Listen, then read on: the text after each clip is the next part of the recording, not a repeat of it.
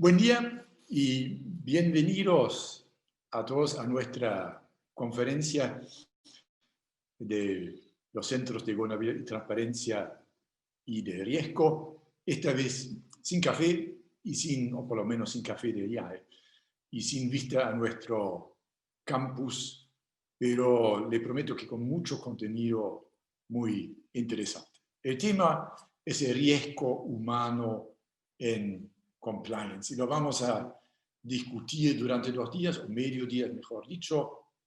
Hoy estamos con Josephine Nelson, Antonino Vaccaro, Patricia Harnett y Christian Hunt, y vemos cómo gestionarlo.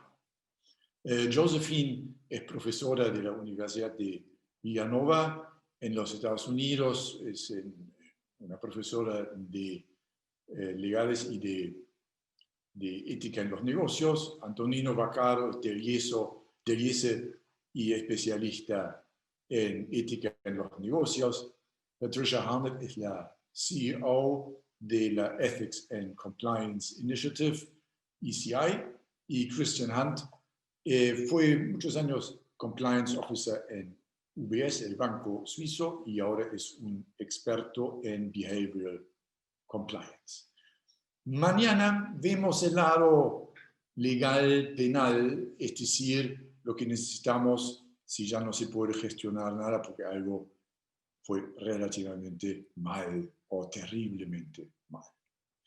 Antes de entrar en nuestro primer panel con Lorenzo, algunos avisos parroquiales.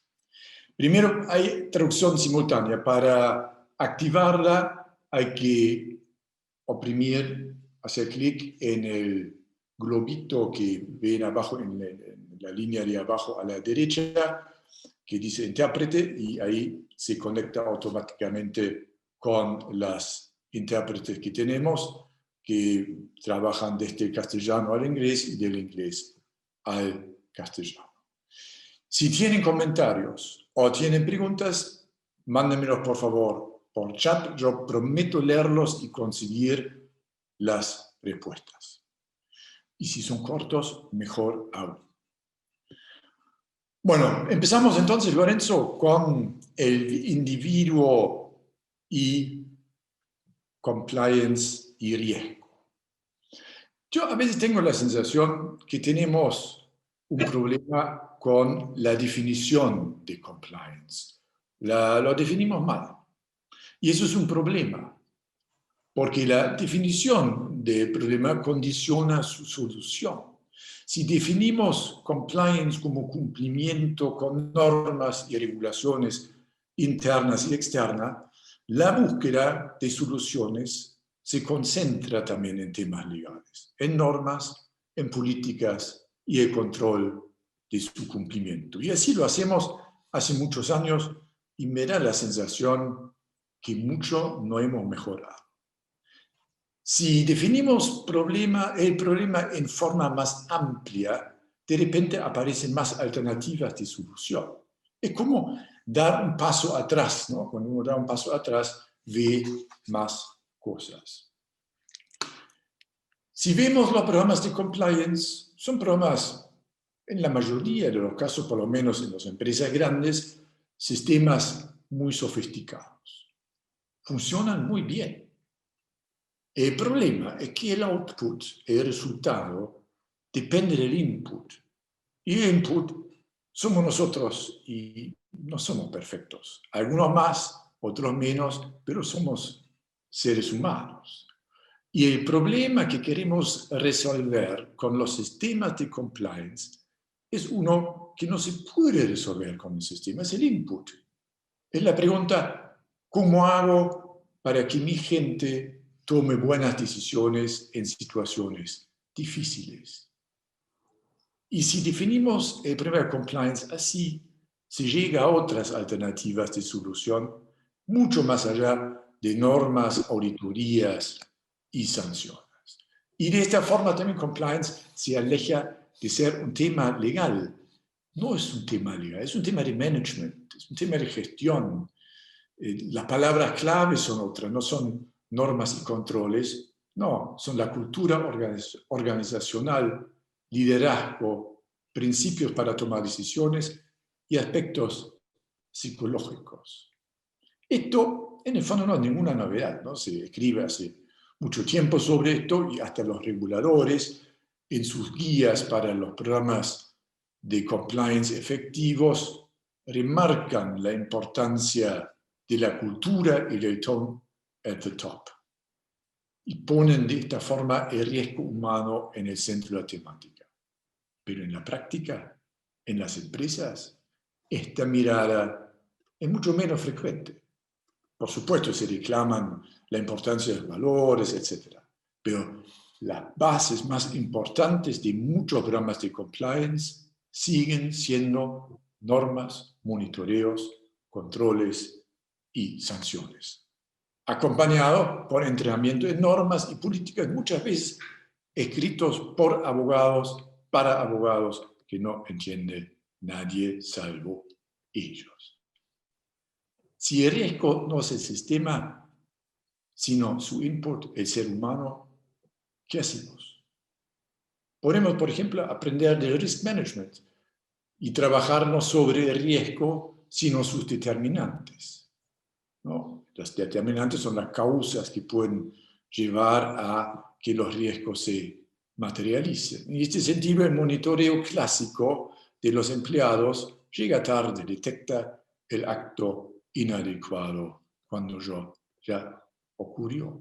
Es un tema de la cultura, creación de un entorno adecuado, porque nos condiciona la famosa frase "Culture eats strategy for breakfast", aplica también a compliance y a muchas otras cosas más. Al final define la cultura, el tone at the top y sus expresiones. Otro es el enfoque psicológico del behavioral compliance, y el quizás más novedoso es la tecnología, ¿no? La automatización de procesos que simplemente saca al ser humano de la ecuación, o el monitoreo predictivo del cual vamos a hablar hoy durante mucho tiempo. La tecnología tiene sus pros, pero también tiene sus contras, ¿no? Es un camino menos tradicional y más controvertido. Restringe o directamente elimina la privacidad, no solamente de datos, sino de las personas. Me parece, sin embargo, que esto sí es, de alguna forma, el futuro de compliance. Bueno, Lorenzo, te asalté con esta introducción, pero es en el fondo en autodefensa, porque si lo haces vos, me asaltas vos. Ahora te ¿Yo? gané. Sería Sí, incapaz. ahora vamos. Me tenías muteado, además. No fui yo, juro que no fui. No, era un chiste, no estaba muteado. Te estaba escuchando atentamente, siempre te escucho atentamente. De paso puse el intérprete que me ayudó mucho a entender. Estuvo muy bien. Me imaginaba que alguna cosa así ibas a decir. Sí. Es un viejo chiste interno para los que no nos conocen. A ver, Matías, escuchaba atentamente lo que decías y la verdad que no puedo estar más de acuerdo. Al final, me parece que esto de que la cultura se come a la estrategia del desayuno es eso al final del día. Porque uno puede tener los sistemas más sofisticados del mundo, pero si las personas no los quieren usar, no van a funcionar.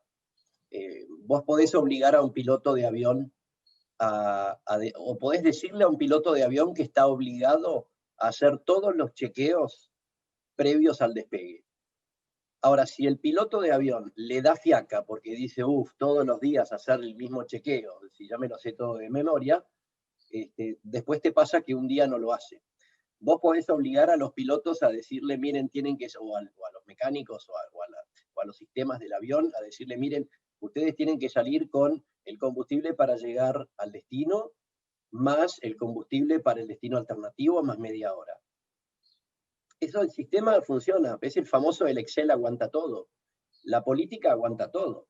Ahora, si después te pasa como el piloto del Chapecoense, que para ahorrarse plata, o porque le daba fiaca, o por lo que fuera, sale con menos combustible del que tiene que salir, porque total no pasa nada, Y ahí empezamos a meternos con la psicología, ¿no? Porque empieza a haber sesgos. El sesgo del overconfidence. Yo esto lo hago todos los días. ¿Qué se creen que me van a tener que venir a explicar a mí cómo hacerlo? Y entonces, por más sistema que tengas de risk management, y aplica, o sea, lo estiro perfectamente al concepto para ir a compliance, no va a funcionar. Vos le podés decir al operario, vos tenés que ponerte el arnés para subir a la escalera. Y el tipo va a decir, yo me subo a la escalera 40 veces por día y no me caigo. Entonces, no me voy a poner el arnés. Entonces, ahí es donde me parece que es el tema extremadamente importante que estamos discutiendo en esta conferencia, que es cómo hacer, en el fondo, para motivar a la persona a que haga lo que tiene que hacer. Pensá en la herramienta de mitigación de riesgos más sencilla, más barata y más efectiva que hay, que es ponerse el cinturón de seguridad en el auto. ¿Cuánto tiempo tardamos en que la gente se ponga los cinturones de seguridad cuando se sube al auto? Una enorme cantidad de años. El costo de ponerte el cinturón de seguridad es cero. No pagás más por ponértelo. Tampoco pagás más por comprarte un auto con cinturón de seguridad. Está absolutamente probado que en caso de accidente el cinturón te puede salvar la vida de una manera realmente muy efectiva y muy importante. Y sin embargo, hasta hace unos pocos años la gente no se lo ponía. Y hoy mirás, en el asiento de atrás, todavía la gente no se lo pone. ¿Por qué? ¿Cuál es la razón?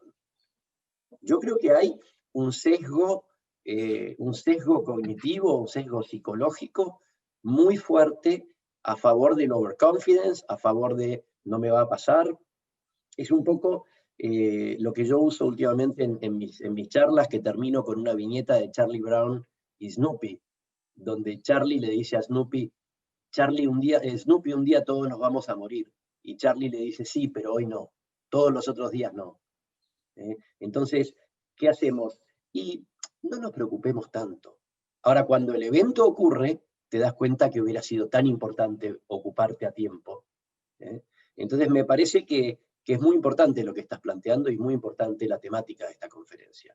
Y es tan importante para el compliance como lo es para el risk management. Lorenzo, sí, es un día raro, ¿no? Pero yo también estoy de acuerdo con lo que vos decís. Sin embargo, ¿qué hacemos entonces?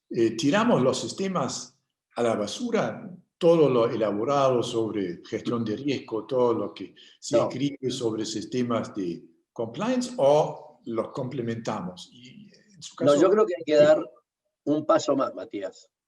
El paso más es, vos siempre hablas de tone at the top, y es fundamental.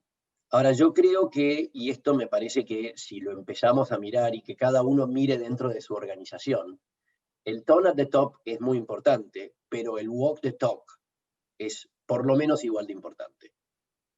¿Por qué? Porque si yo escribo la política y digo hay que hacer las cosas de esta manera, y después hago las cosas de una manera, aunque sea ligeramente diferente, y ya se desvirtúa, y ya el problema cultural empieza exactamente ahí arriba. Entonces, a mí me parece que, mira, te voy a dar una analogía un poquito más larga. Cuando yo hice mi MBA en el IAE, en el año 92-93, yo venía de la facultad, había estudiado Administración de Empresas, y para mí la materia recursos humanos o las cosas relacionadas con recursos humanos eran cómo pagar salarios, era cómo se descontaban y cómo se agregaban el costo de la seguridad social y ese tipo de cosas. No había nada en aquel momento. Yo me recibí de la facultad en el 84, 85. En el año 92, cuando fui al IAE a hacer el MBA, la materia de recursos humanos fue una gran sorpresa para mí, porque no se hablaba de eso, se hablaba de motivaciones. Y me parece que acá el próximo paso es cómo motivamos a la gente a que haga lo que tiene que hacer dentro de lo que es riesgo y compliance. ¿Cómo motivamos a la gente a que no importa cuántas veces despegaste un avión, igual tenés que cumplir el protocolo de flaps, el protocolo de motores, el protocolo de todo lo que tiene que cumplir el piloto de un avión? A pesar de que lo haces 8 veces por día, igual lo tenés que hacer todas las veces que te subís al avión. ¿Por qué? Porque es una medida de seguridad y porque el costo de hacerlo es muy bajo y el costo de no hacerlo y que salga mal es gigante. Entonces me parece que es un cambio cultural. Es un cambio cultural, sí. La cuestión para mí también es en qué nivel debe producirse este cambio de cultura. ¿Dentro de la compañía o debe abarcar el sistema, para decirlo de alguna forma? Imagínate, vos sos CEO de una compañía Dios no lo permita. y le decís al chairman, al representante de los accionistas, mira, a partir de ahora nosotros nos vamos a concentrarnos en el éxito financiero a cortísimo plazo.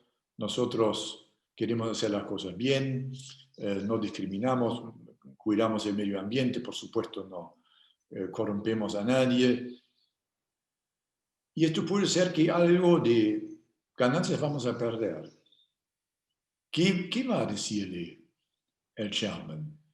¿Le va a decir, me parece bárbaro, hagamos eso? ¿O le va a decir, me parece bárbaro hacerlo en una empresa diferente? Porque yo tengo que darle respuesta a mis accionistas que miran la cotización de la acción.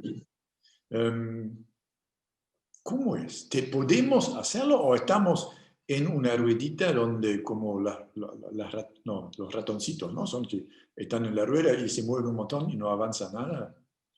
Estás planteando una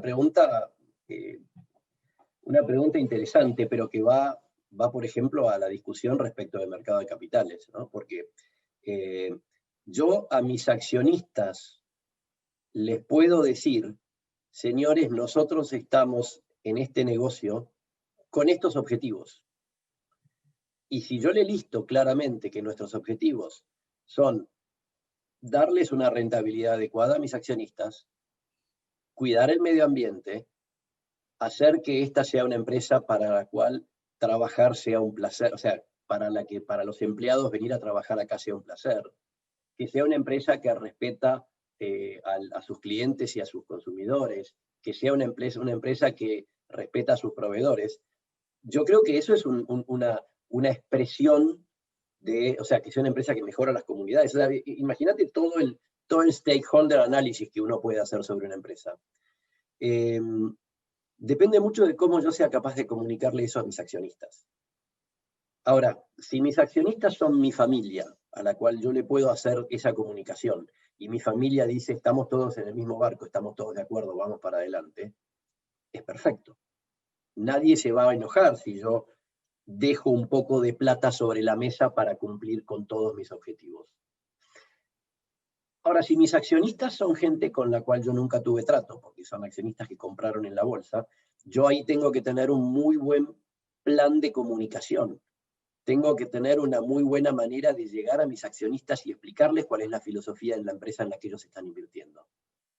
Y es posible que haya un subgrupo de accionistas que estén dispuestos a comprar mis acciones porque comulgan con esas ideas. Y otros que no comulgan con esas ideas no comprarán mis acciones. Entonces, el punto ahí es ser capaz de conseguir una comunicación con los accionistas adecuada. Y termino con una idea. Hace un par de años leí un libro que me impactó mucho, que se llama, el título en inglés es Let My People Go Surfing, algo así como que mi gente vaya a hacer surf. Y es un libro que escribió Yvon Chouinard. Yvon Chouinard es el fundador de Patagonia. Y en el capítulo 1, que ocupa medio libro más o menos, habla un poco de toda su filosofía. Y el resto de los capítulos es el marketing, las ventas, las finanzas, etc. Y una de las cosas que él dice es, yo nunca voy a vender las acciones de mi compañía a la bolsa, porque los accionistas del mercado de capitales no van a entender mi filosofía. La definición estratégica de Patagonia, Yvon Chouinard dice, yo estoy en el negocio de dejar un mundo mejor. Fíjate qué fuerte que es en la relación entre el CEO y el chairman que mencionaste hace un ratito, ¿no? Pero el cambio cultural es más que dentro de la compañía, claramente. Sí, ¿no? Pero quizás adelantándonos un poco a lo que viene durante el día, especialmente cuando van a hablar tanto Josephine como Nino, ¿Cómo ves el cambio tecnológico o las nuevas posibilidades que nos brinda la tecnología para contribuir a este cambio cultural y más allá de compliance, como lo ves en risk management? Y, perdón, un comentario más. Los que quieren hacer preguntas, ahora es el momento porque tenemos con Lorenzo hasta las 10 nomás. Después viene Josephine. El cambio cultural, perdón, el cambio tecnológico, yo creo que tiene la ventaja de que nos permite acercarnos. La realidad es que si vos hoy, por ejemplo, quisieras ir a, no sé, quisieras comentarle algo a Iván Finar, por usar un ejemplo que acabo de mencionar, tenés manera de hacerlo. Hace unos años hubiera sido casi impensado, te tenías que tomar un avión a Ventura, California, a ver si lo encontrabas. Hoy no. Acá hay mensajes que hablan de que no se escucha, Matías. No sé si vos estás leyendo lo mismo. Yo vi recientemente que alguien dijo que no se escucha. No sé, ¿eso es generalizado? No, acá No, se se solucionó. Se solucionó. escucha Ya perfecto. está. Ya está. Gracias.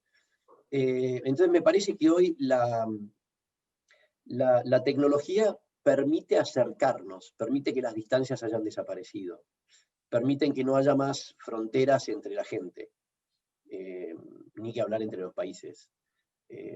Por lo tanto, yo creo que el cambio tecnológico, a medida de que nos vamos familiarizando todos con ese cambio tecnológico, o sea, que exista WhatsApp para hacer una tecnología vieja y que nadie la use no sirve de mucho. Ahora, si está el WhatsApp y todos lo podemos usar, empezamos a que podés hablar con tu hermano que está en Alemania sin costo, por ejemplo. Bueno, ese tipo de cosas, a medida que la tecnología se va expandiendo, yo creo que realmente nos va a ir acercando y nos va a ir permitiendo comunicar mejor este cambio cultural que yo creo que es tan importante. Yo creo que este walk the talk con tecnología es más fácil que sin tecnología. Y otra cosa muy importante, normalmente esto al primer nivel de la compañía, mira, justo me parece que aparece, justo el comentario que está escribiendo, que acaban de escribir es lo que iba a decir. Al nivel alto de la compañía, todos lo saben, todos lo conocen. Me pasa cuando hacemos los mapas de riesgo en las empresas. El directorio y la primera línea de gerencia, todos están súper involucrados. Ahora, ¿cuántos niveles para abajo se empieza a diluir ese concepto? Y entonces el tone at the middle que planteaba recién, y de ahí para abajo, el tone at the bottom. ¿Cómo hacemos para llevar ese cambio cultural que el directorio compró a todos los niveles de la organización? Bueno, es un desafío que empieza arriba, ¿no? Siempre cuando preguntamos a los compliance officers cuál es su obstáculo más grande interno, nos dicen lo mismo, nos dicen, ahí los de arriba, es el tone at the top que todos declaman que muchas veces falta. O quizás esté el tone at the top, pero no son capaces o no quieren transmitirlo hacia el medio, porque el tone at the top real para todos es lo que observan en su supervisor inmediato, al que ven todos los días, donde ven exactamente si es solamente una declamación en el código de conducta o es liderazgo con el que hacen lo que dicen que van a hacer, ¿no? Lo que vos llamaste el walk the talk. ¿Cómo hacer esto sin cambiar el entorno, sin cambiar la presión sobre el resultado? Me parece que es todo un desafío, ¿no? Yo te voy a decir, Matías, antes que sigamos, pero una cosa quiero decir. Si tuvieras el cambio cultural completamente instalado, probablemente el sistema, el modelo de compliance y de risk management pasaría a tener una importancia casi ínfima. ¿Se entiende? Porque prácticamente, dado que todas las personas de la organización hacen lo que tienen que hacer porque lo quieren hacer y porque están convencidos que esa es la manera de hacerlo, probablemente ya no sería necesario tener un sistema. ¿Se entiende? Sí. El sistema pasaría a ser herramental, pasaría a ser de comunicación, de información, pero no de gestión en la implementación, o no de empujarte a implementar. Me parece eso es un muy buen punto. Y va de alguna forma con un comentario que veo acá de Inés que dice, creo que la inclusión de los riesgos reputacionales, legales y estratégicos ayudan a explicar a los accionistas el porqué y la importancia de la cultura. Y creo que va en la misma línea, ¿no es cierto? Sí. Acordate que uno puede pensar en tener ingresos de corto, ingresos de mediano, ingresos de largo. Un poco esta teoría de los 3 horizontes que propone McKinsey, que me parece una teoría muy acertada, ¿no? Vos podés pensar en un año, horizonte 1, 5 o 7 años, horizonte 2, 20 años, horizonte 3. Sí. Puede ser que quieras favorecer el horizonte 1 por sobre el horizonte 3. Ahora, esa es una estrategia que tiene patas cortas. Sí, salvo para los accionistas que quieren la guita mañana, ¿no? Pero yo veo ciertos movimientos o cambios que son esperanzadores, qué palabra difícil. Una es esta, otra es la revivida discusión sobre el propósito de la empresa que empezó el año pasado con este documento de Business Roundtable que firmaron no sé cuántos CEOs, donde ahora el debate es si esto fue por la galería o real. Yo creo que pasa lo mismo que pasa con muchas cosas, que primero cambian ciertas declamaciones y formalidades y después se dan cuenta que esto tiene que traducirse en cambios también más profundos. A ver si tenemos alguna pregunta. Vos podés hacer 2 cosas a la vez, yo no puedo hacer eso. Entonces, leer los chats y hablar me cuesta un montón.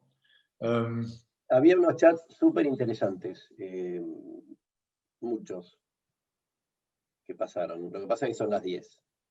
Sí, son las 10, vos me decís que es la hora y que tenemos que terminar. ¿Vos me decís esto? Yo te digo, porque vos te crees que sos el alemán puntual y que los italianos somos impuntuales, y le estoy probando al mundo que es totalmente falso eso. Nino, por favor, explícale vos a Matías.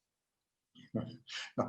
A vos me animo a decirlo, a Nino no me lo animo a decir, porque Nino lo tiene todo clarísimo. Por eso yo lo busco a Nino que me defienda. Sí, bueno, muchas gracias, Lorenzo. Terminó nuestro panel y ahora viene Josephine Nelson. Josephine, I know you are there, but I can't see you at the moment. We are very happy to have you again. I would have liked to say how happy you could come. Of course, you couldn't come because nobody can come at the moment, but you are there. So I hand it over to you. You have 20 minutes. Please go ahead.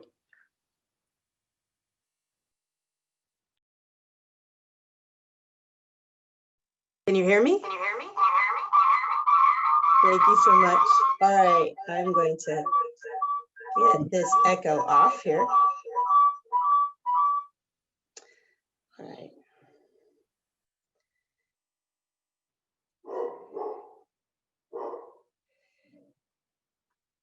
So, and let's start sharing too.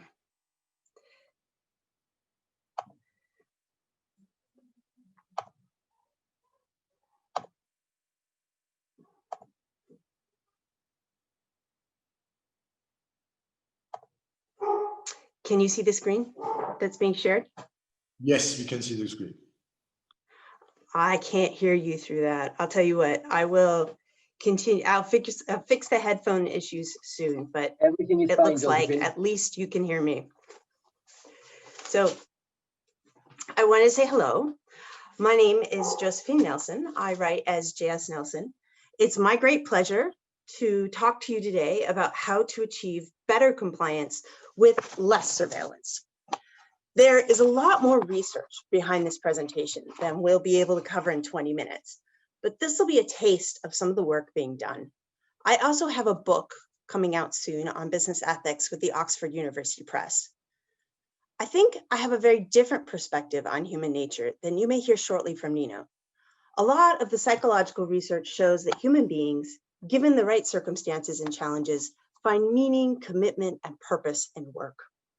In fact, if employees feel that their ethics and values are in line with their employers, they will take significant pay cuts to work there and are far less likely to leave the company. Conversely, 82% of employees would leave a company for one whose ethics are more in line with their own, which they equate to a better working experience and more trust between employers and employees. I'll cut to the chase here. The number one reason why employees leave their jobs is not pay, benefits, or personality conflicts. The number one reason why employees leave their jobs is because of their bosses and how they feel they're being treated on the job. If the atmosphere at the company is not good, not only will workers leave, but your best workers will leave first. Surveillance, and particularly the abuse of surveillance, drives employees out. Women, minorities, and top performers have the least tolerance for surveillance and tend to be the most negatively impacted by it. Meanwhile, the data show that employee surveillance software does not help them do their job any better. It only has limited value in job performance for the youngest and most junior of workers, who frankly need the most training anyway. In short, surveillance has been a crutch for bad management and for paranoid regulators.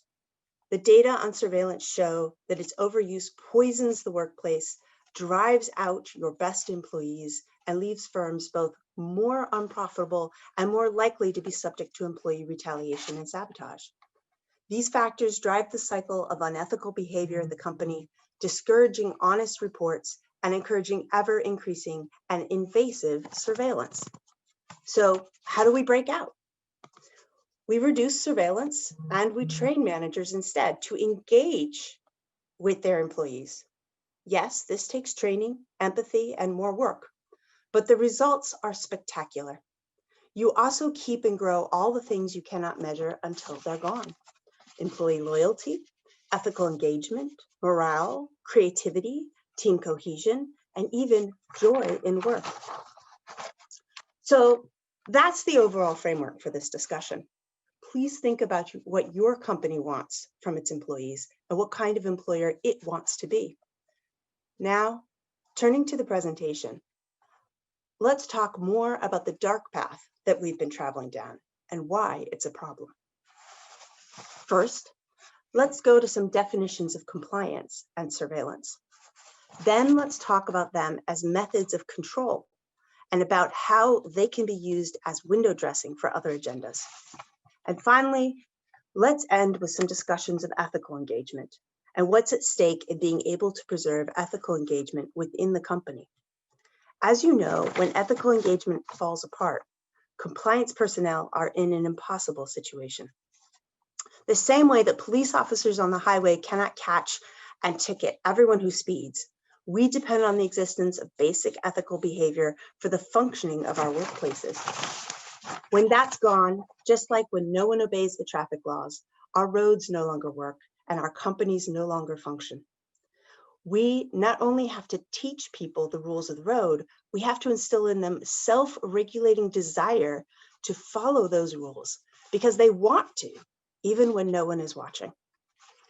In the absence of these basic conditions, there will never be enough compliance officers, cops on the beat.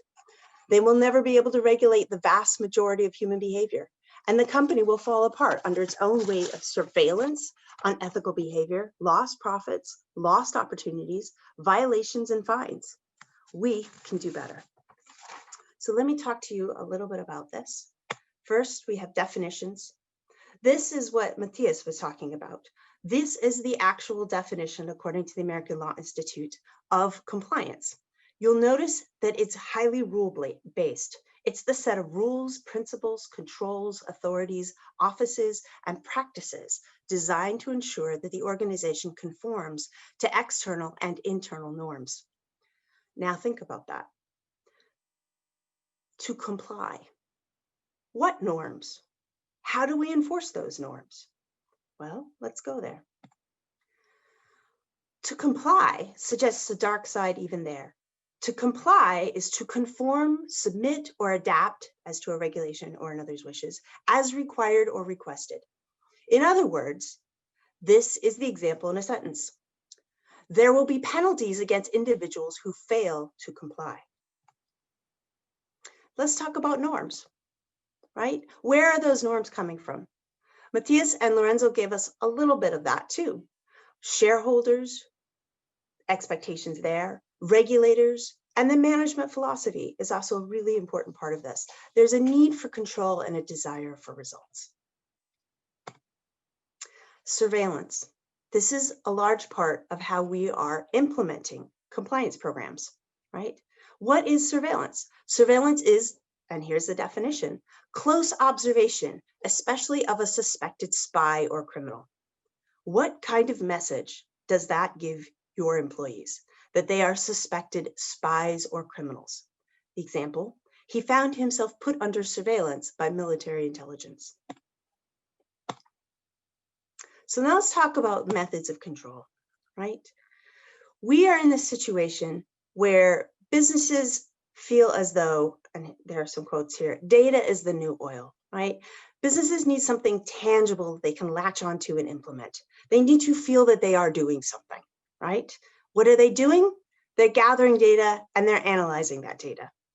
In data gathering, this is a problem to use surveillance. Surveillance by managers who, and this is from a criminologist, want to control decisions and concentrate resources into their own hands is problematic. Why? It's a self-perpetuating strategy. Moreover, especially now that so many of us are working from home during COVID-19, this is invasive, right? You are taking pictures of people every 5 to 10 minutes through their screens, in their kitchens, in their living rooms, in their bedrooms, with their spouses and their children present. That is a whole other quality of invasiveness, of crossing lines between and boundaries for employees, and they don't like it. What else is going on? There are definite biases in the artificial intelligence. As you know, algorithms are programmed by people, and they take on all the biases of the people who program them.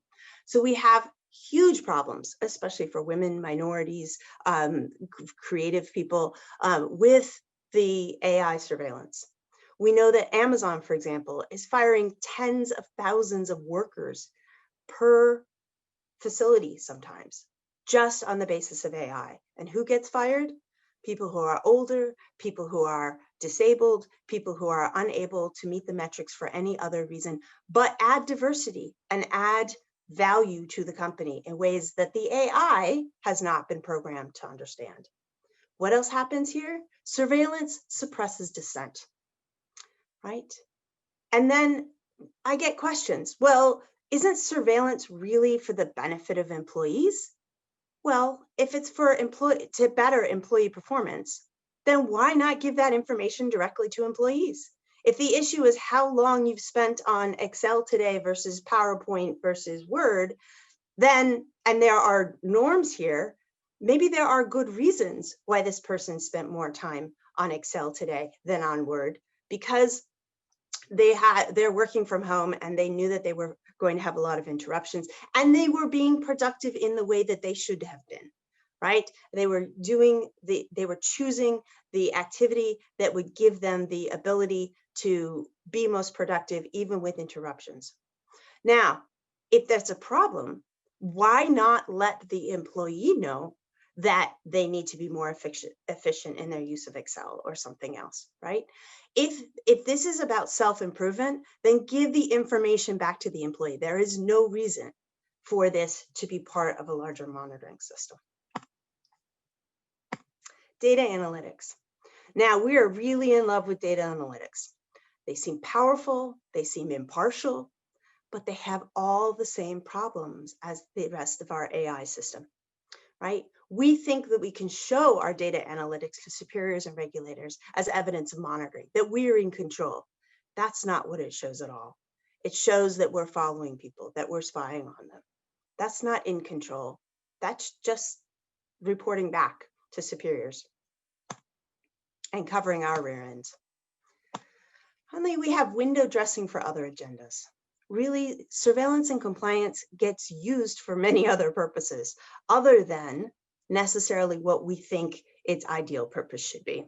Certainly in the US, we have a compliance system that's deeply invested in monitoring and enforcing procedures. This is Caremark and the Marchand cases. We definitely have a just do something message, right? That says, check the box, make sure that you are monitoring everything, surveilling everything, watching everything. Why? As a defensive measure. But this actually creates wrongdoing. We have all this evidence that that surveillance creates a poisonous atmosphere within the company such that it is more likely that unethical behavior will happen, right? We are pushing people into unethical behavior by virtue of this surveillance. And we have seen the examples. So we have a potentially very well-intentioned but highly legalistic program at Intel that created enormous problems and was actually cited in the indictments and the legal documents for the cases as driving the wrongdoing, right? Also, we know that surveillance is almost always used in practice against employees, to throw employees under the bus, to otherwise make cases against employees to save the company. And employees know it. When you turn on their camera remotely and you turn on their microphone remotely and you're watching everything they do, you know that they know that that's not for their benefit. They know that that's for the company to record something in a personnel file to be used against them later, right? And the research bears this out. The research shows that this breaks trust and it leads to sabotage. It makes people angry. It makes people upset. It feels like the invasion that it is. And we have seen surveillance and compliance programs be used in directly abusive ways. This was the Wells Fargo example, where the company was consistently monitoring all these metrics off of the employees and checking in with the branch offices 6 times a day and simply asking, how many accounts have you cross-sold, right? I want account after account after account. I want you to go to homeless people at bus shelters and sign them up for credit cards they can't afford, nor do they want. I want you to prey on immigrant populations. I want you to engage in all this terrible behavior because all I'm going to count is the opening of that particular, check that one box, cross that one metric off, right? And it leads to horrendous behavior. And then let's talk about ethical engagement, because this is at the core of what we need for our companies to preserve, but also for profitability. This is the core of profitability. I actually would contest the introduction that we had, that I believe it was Lorenzo and Matthias were giving, where they were talking about, oh, well, you're going to get pushback from your board. Well, maybe, maybe not. Because if they really understand the drivers of productivity and the drivers of profitability, it is diversity, creativity, innovation. It's being able to see around the corner. It's getting the best from your employees such that you can innovate and you can be the leaders of tomorrow. That's how we advance. That's the core of staying on top in a competitive marketplace. And we are killing that with surveillance. Our best people leave. Our brightest minds flee as fast as they can, right? And we get groupthink instead, which is the kiss of death for a company that needs to stay competitive, innovative, and productive, right? And I want to push back and say, this is not about reinventing the form of compliance. We've tried all kinds of things. You can teach people accounting measures, but if you have the wrong incentive systems in place, guess what you get? You get more accounting fraud because they know more accounting procedures. You can teach legal rule-based compliance, and you get more rule breaking because they think they're all lawyers and they want to skate as close to the line as possible, right? You can go through form of this after form of this. And now one of the very popular forms is this culture-based compliance. But I would argue that's actually the most dangerous. When you are talking about compliance, as in from the verb to comply, to fall in line, to satisfy expectations, to comply and do what you are told to do. The Nazis had wonderful compliance. The Nazis were able to drive the Jews and the gypsies and the homosexuals and, you know, the communists and anybody else they wanted out of public life and organizations and universities and offices. They had wonderful compliance. They had horrendously unethical results, but they got great compliance, right? So the key is about protecting the ethics of the situation, right? It's about protecting employee voice and individual engagement, to have the person who says, no, this is wrong. I will not do this. I do not want to live in East Germany. I do not want to be monitored at every moment in every way and be pushed to these unethical actions. So what you need to protect is the ability to speak up internally, right? And that's that first subtitle there. We need to protect the diversity of experiences. It's not necessarily what people look like. It's their experiences and that they feel different and other from other people so that they don't just agree with them. They don't have exactly the same background. They're rotating through departments, whether it's because they're from marketing and now they're in accounting, or they're in sales and they were something and now they're being placed somewhere else. They are an outsider and they start asking the questions about, why do we run these accounts this way? This seems very strange. How about running the accounts the other way? You need the perspective of an outsider and to rotate through these groups in order to be able to do that. That's how profits are made. Destroying groupthink is how profits are made. It's a more uncomfortable situation for employees sometimes and in the workplace sometimes, but it's a more creative process. It's a more productive process. Finally, surveillance exacerbates power differentials, right? So the most impacted groups are women, minorities, and your sources of diversity, which, as we talk about, are also your sources of profit. Finally, you need to realize that surveillance tends to elevate early warning signs of major ethical scandals, right? Turnover. Your brightest and best will leave, and they will leave the fastest. They will get the heck out of an organization that they feel does not trust them, and that they do not feel that they can invest themselves in. And that's a real shame. And that's a point that can be made to your board of directors and your CEO.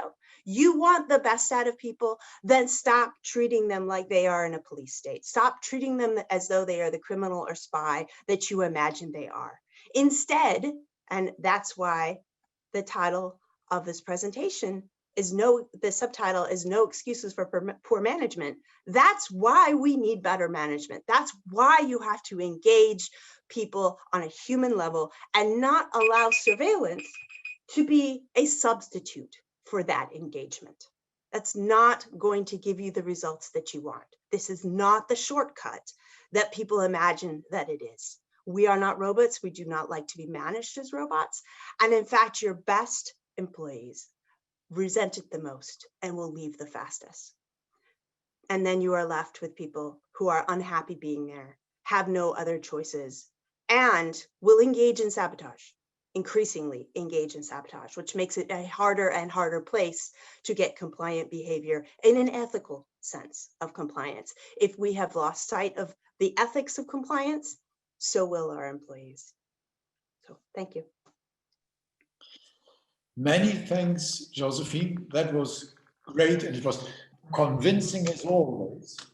So I can't hear a word. We will discuss it afterwards in the panel, and I switch now to Nino immediately. Nino, are you there? I'm here. Can you hear me? Yes, we can. Okay. Thanks so much, Matthias, for the invitation, and I'm honored to follow Josephine. I don't know, I never met personally Josephine, but I read extensively her works, and I really appreciate her academic activity, and I look forward to reading her book published by Oxford University Press.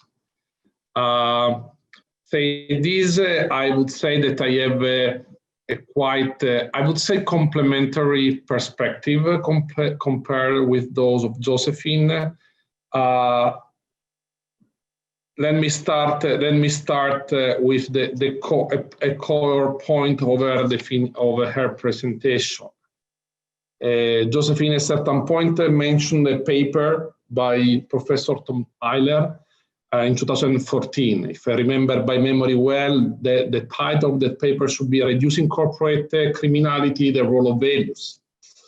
And if I remember well, the idea of this paper is that surveillance increases mistrust and employees' identification with the company, and this has an impact or a negative impact on self-regulation, etc.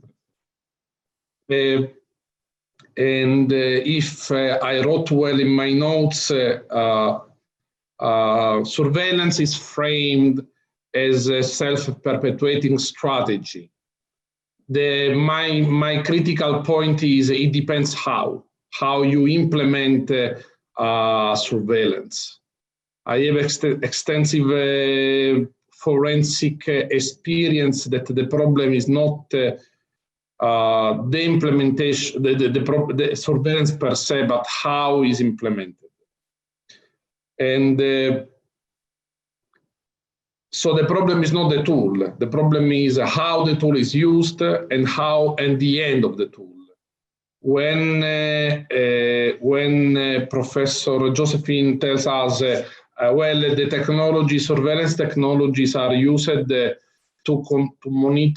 monitor employees' productivity if they are using too much Excel or Word, this is not compliant.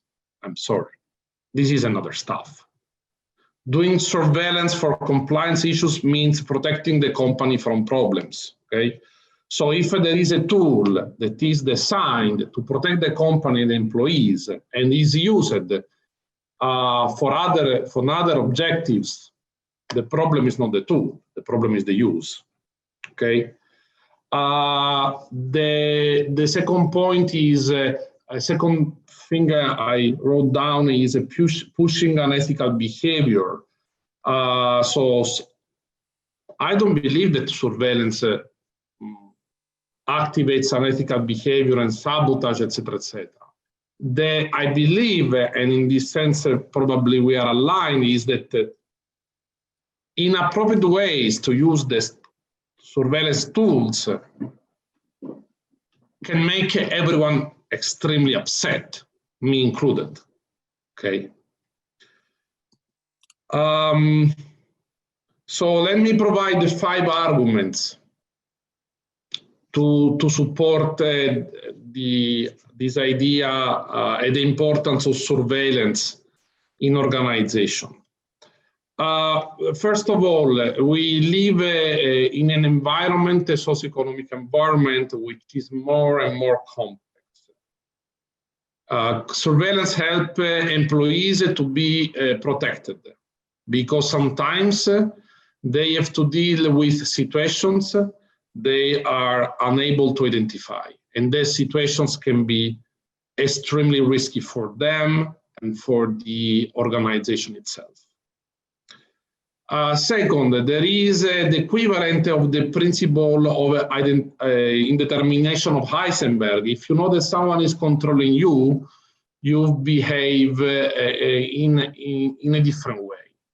If my son is alone in the house, even though now he's 14, and by the way, he's from Pennsylvania, Josephine, he behaves differently. If employees know that there is a system to protect them, for example, from illegal activities, from fraud attempts, from any other thing, any problematic things, well, people with someone who is a bad guy within the organization will think twice to do something. Third problem, we can use any educational approach, but if you don't control some individuals, you will have a lot of problems. I refer to corporate psychopaths, and I invite all participants of this conference, now 404, to read the wonderful articles by Professor de Vries from INSEAD, because this is a typology of managers that sometimes is not well known in the managerial practice. There is a third argument supporting the need for corporate surveillance, which is the infiltration of organized crime. I'm 44. I spent the last 20 years analyzing this phenomena in the US, in Europe a lot, as a researcher and as an expert witness, as an investigator collaborating with over 20 police forces in the world. And I know that surveillance systems help to prevent problems, and surveillance systems help investigators lately to identify corporate misconduct.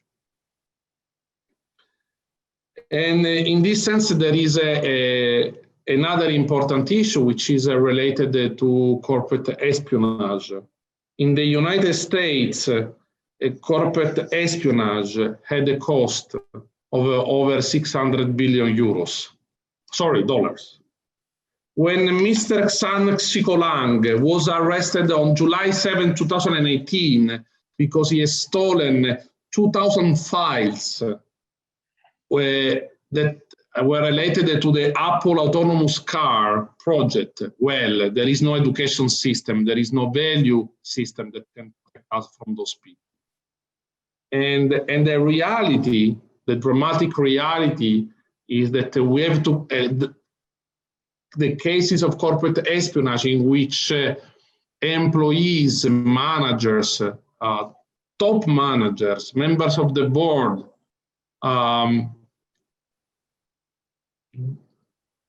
steal relevant information and damage the organization, the numbers are increasing. The espionage problem is more and more prevalent. And I don't believe that an educational problem, the educational approach can be the only way to protect organizations. I fully agree with Professor Nelson that educating people, engaging stakeholders is extremely important, but I also believe 100% on this point. But I also believe that it is extremely important to protect organizations and employees to have active control systems. Said in other terms, surveillance system. So I have three main pillars that I will take into consideration when I'm analyzing a surveillance system in organization. First of all, I have to define the fundamental values. What are the driving fundamental values I wanted to address with this system? And what are my priorities? If I'm running and I'm responsible for a critical infrastructure, national security is for me a priority. And people working in my organization should know it. I'm very sorry. A few kilometers from my house, there can be an atomic nuclear electricity production plant. And frankly, I'm more interested in the security of the local population than other stuff. It's a matter, so the understanding ethical values and priorities, I believe it's a fundamental issue that should be taken into consideration. And being transparent within the organization. If you work you sell ice cream on the street, you have probably you can expect a low level of control by your employer. If you work for the secret services, probably it's a different story. If you work for a national infrastructure, for a critical infrastructure company, probably you should expect to be more controlled, etc., etc. Second thing, when we are dealing, starting from the identification of critical values that can regulate and how to manage a surveillance system, we have to develop a control system.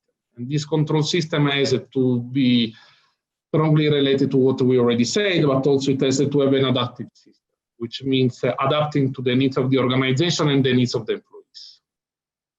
In some cases, I enjoyed that labor union supported the company in the development of a surveillance system, because they understood that it was important for them, for each employee, to protect the company and the workforce. Okay. So, and the third point is the identification of the so-called red flags. I'm currently in a part of a criminal investigation, working as an expert witness, and the question we are making to the compliance manager is, didn't your organization do extra controls about this person? And the answer, so the technical answer is that this company didn't have a red flag list and was unable to activate extra controls. So it's clear that the standard controls should reach some level, but there are other situations in which additional controls should be done. By the way, there is a last practical comment. If you don't control your organization, how you can be a responsible manager? I don't know how many times I worked in collaboration with police, dealing with horrible crimes, and the managers were unaware of illegal things that were happening in their organization. In one case, the police found pedopornographic material within a server of a company. In such cases, at least for me, it's clear that serious surveillance programs and activities are a moral duty for any responsible manager. So I have 5 minutes, and I'm super happy to eventually engage in discussion with Josephine or with anyone who has some questions for me. Many thanks, Nino. You will engage in discussion with Josephine. Don't doubt it, not a second. And there will be Julieta Torcello as well, the compliance manager at Mercado Libre. But before that, we have a break. And before the break, we have still a minute to make a question, because Anna Maria asks you, what are the limits of surveillance based on constitutional and international principles regarding rights to privacy of individuals?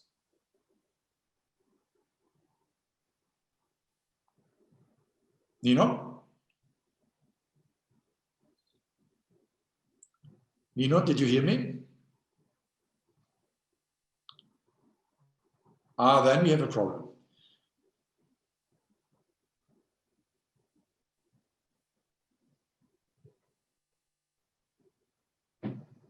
Nino, can you hear me now? Yes. Okay. Sorry, I lost all the things you said, probably. That's terrible, but I can repeat them.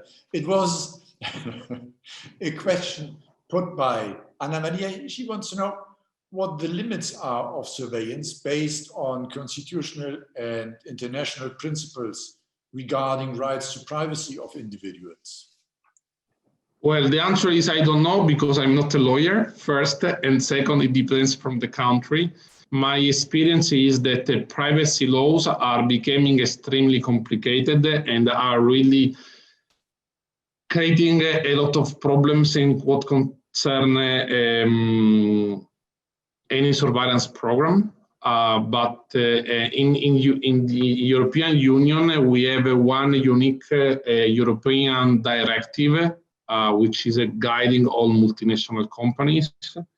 What I can tell you is that I worked in several organizational contexts for the development of programs that work and analyze behaviors, guaranteeing full privacy of the people, and the software allows the identification of the person only in the case it is possible to identify a criminal or a problematic behavior.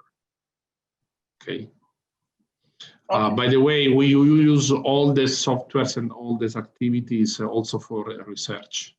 When I receive a full database with all phone calls, because we do network analysis, scientific research of a company, I don't have a way to identify each person, but I have just codes that allow me to distinguish between different individuals. And when there is something problematic, of course, there is a compliance person, or there is a responsible person who is capable to later identify the individuals. Yes, there's one more question directly for you it's moving. By Daniela, if you could indicate the category of corporate psychopaths you mentioned and the name of the book you mentioned. Maybe you can... The professor is Kes de Vries, Kilo Echo Tango Sierra, Delta Echo Victor Romeo India Echo Sierra, and the article is the psychopath in the C-suite. It's INSEAD knowledge. It's a 40 or 50 page wonderful technical note. It's really, really inspiring, and I use it in all my business ethics and compliance courses. By the way, I discovered the identity threats of many of my friends.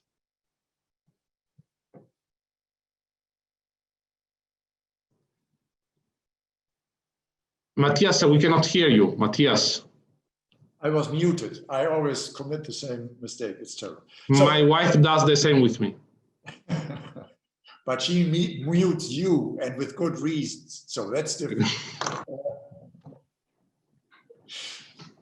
Thank you so much. Now we have time for a 10 minutes break, and then we come back with the panel of you three, and we have lots of stuff to discuss there. So thank you so much. And 10 minutes, please, we are back. Somebody, I think, will put some music on, so we will, when the music stops, know that we have to go back.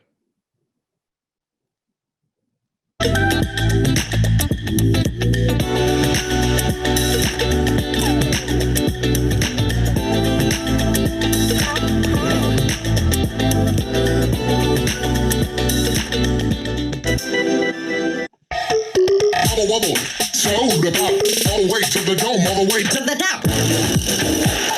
All the way to the top, all the way to the top.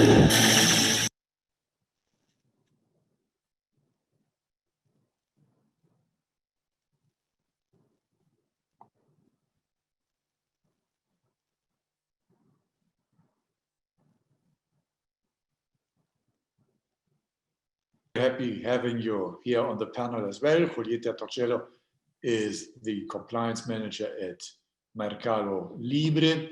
I would like to start our discussion asking Josephine if she wants to comment on Nino's presentation. You are muted, Josephine. You are muted.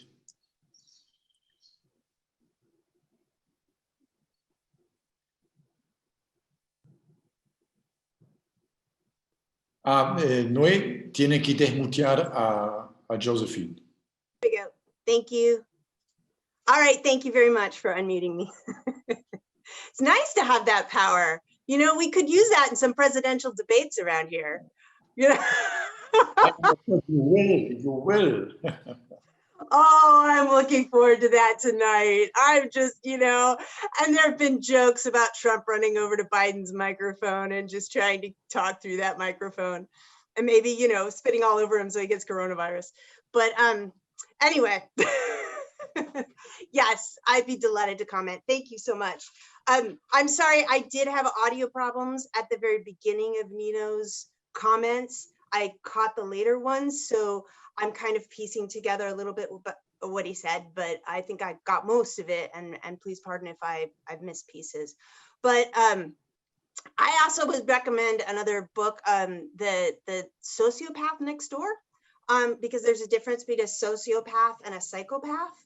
A sociopath has some type of weak conscience, not a strong conscience. A sociopath has technically no conscience whatsoever. They both don't feel remorse, and they both have tremendously detrimental behaviors. And you tend to see sociopaths as well as psychopaths. There are more sociopaths, obviously, than psychopaths as a percentage of the population. But you tend to see both groups vastly overrepresented in two places. And I bet you guys can guess where.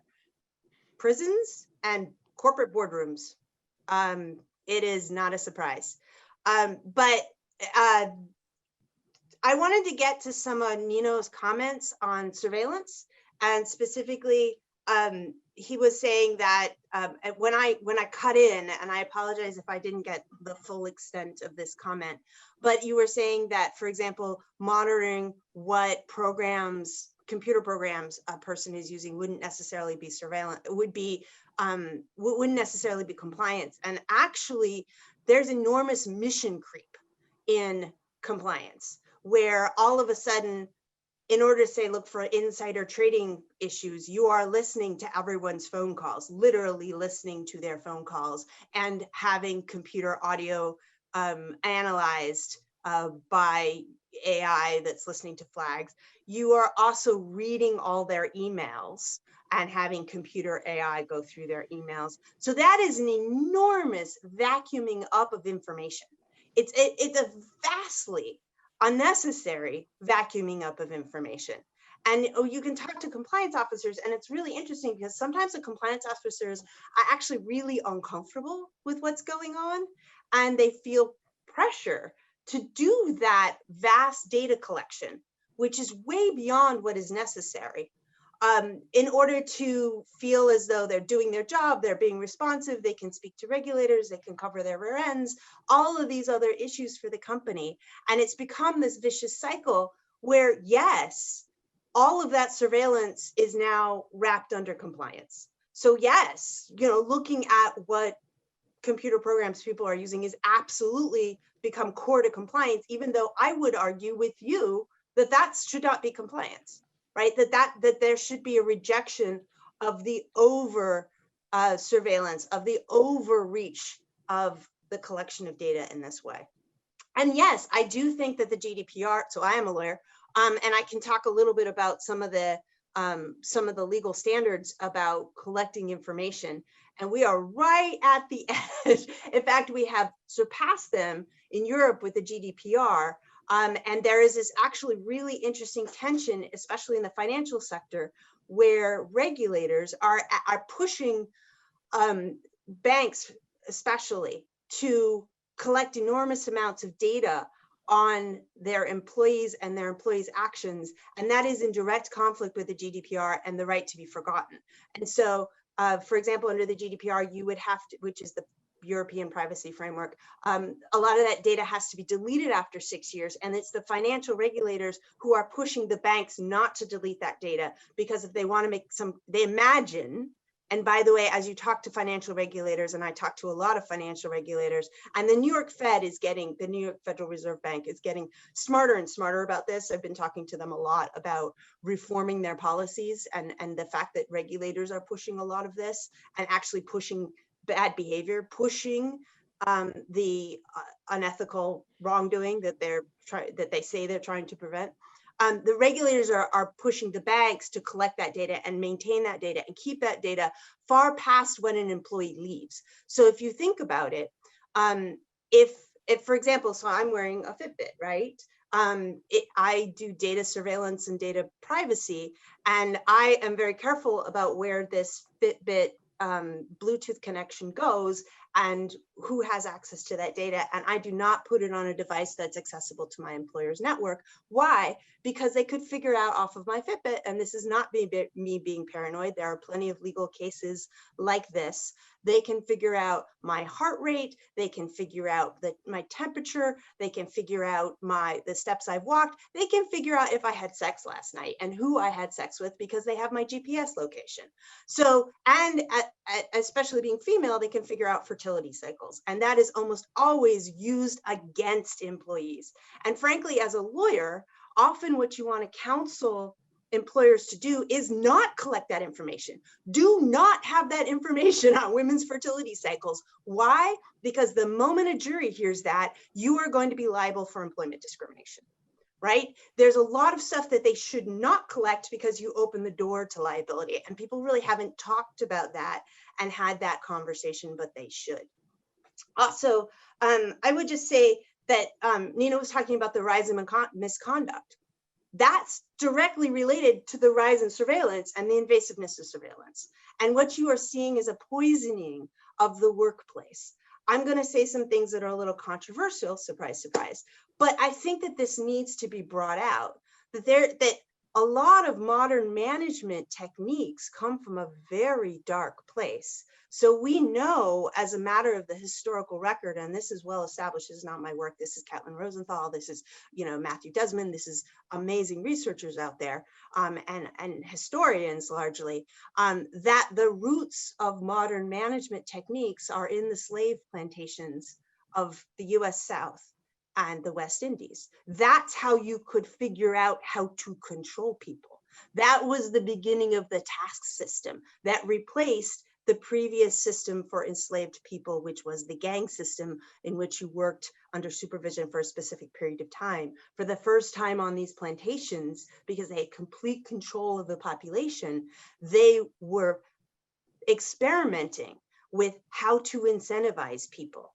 And that had no limit. So, in a blacksmith shop, you might have an enslaved person be responsible, and these are hypothetical numbers, but for 10 horseshoes a day, and they were paid monetary bonuses at the end for producing more than 10 horseshoes. This is exactly our management system, and this is the system that Frederick Winslow Taylor explicitly adopted, right? I mean, the very word task comes from slavery. A taskmaster is the person who supervised the slaves.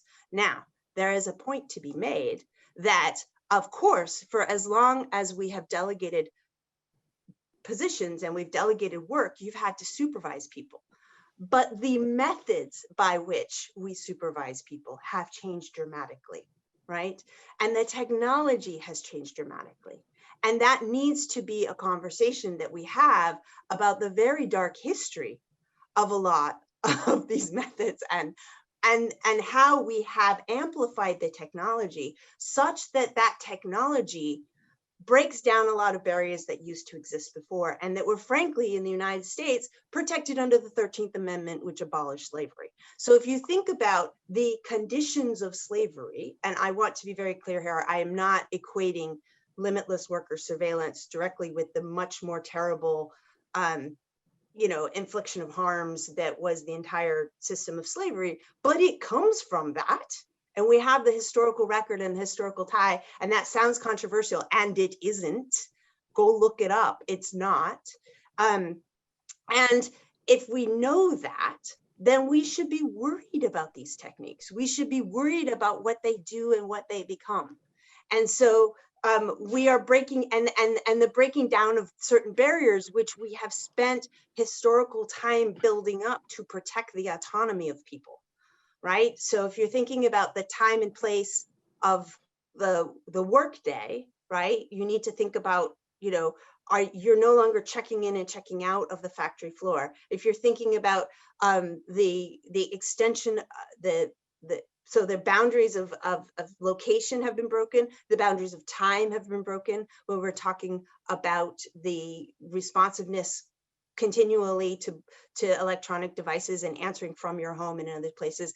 And then that last one that I really want to get to, which is the boundary of our definition of worker as worker, right? We worker qua worker, right? The idea that you would only be interested in certain information about a worker. Why? Because it was pertinent to them in the workplace. By the time you're starting to look at my menstrual cycles, what business of that is the employer? I mean, there should be a yuck factor there, like an ick, you know? And that's where we're starting to go. Josephine, thank you. Thank you. I notice you are very passionate about the issue. But unfortunately, our clock is not, so we have to come to other voices as well. Nino, yes, you raised your hand already. Any short comment on that? But first of all, I find I'm not a very diplomatic person, and I have to say that I really like what Josephine says, but and all the things she's saying are super interesting for me.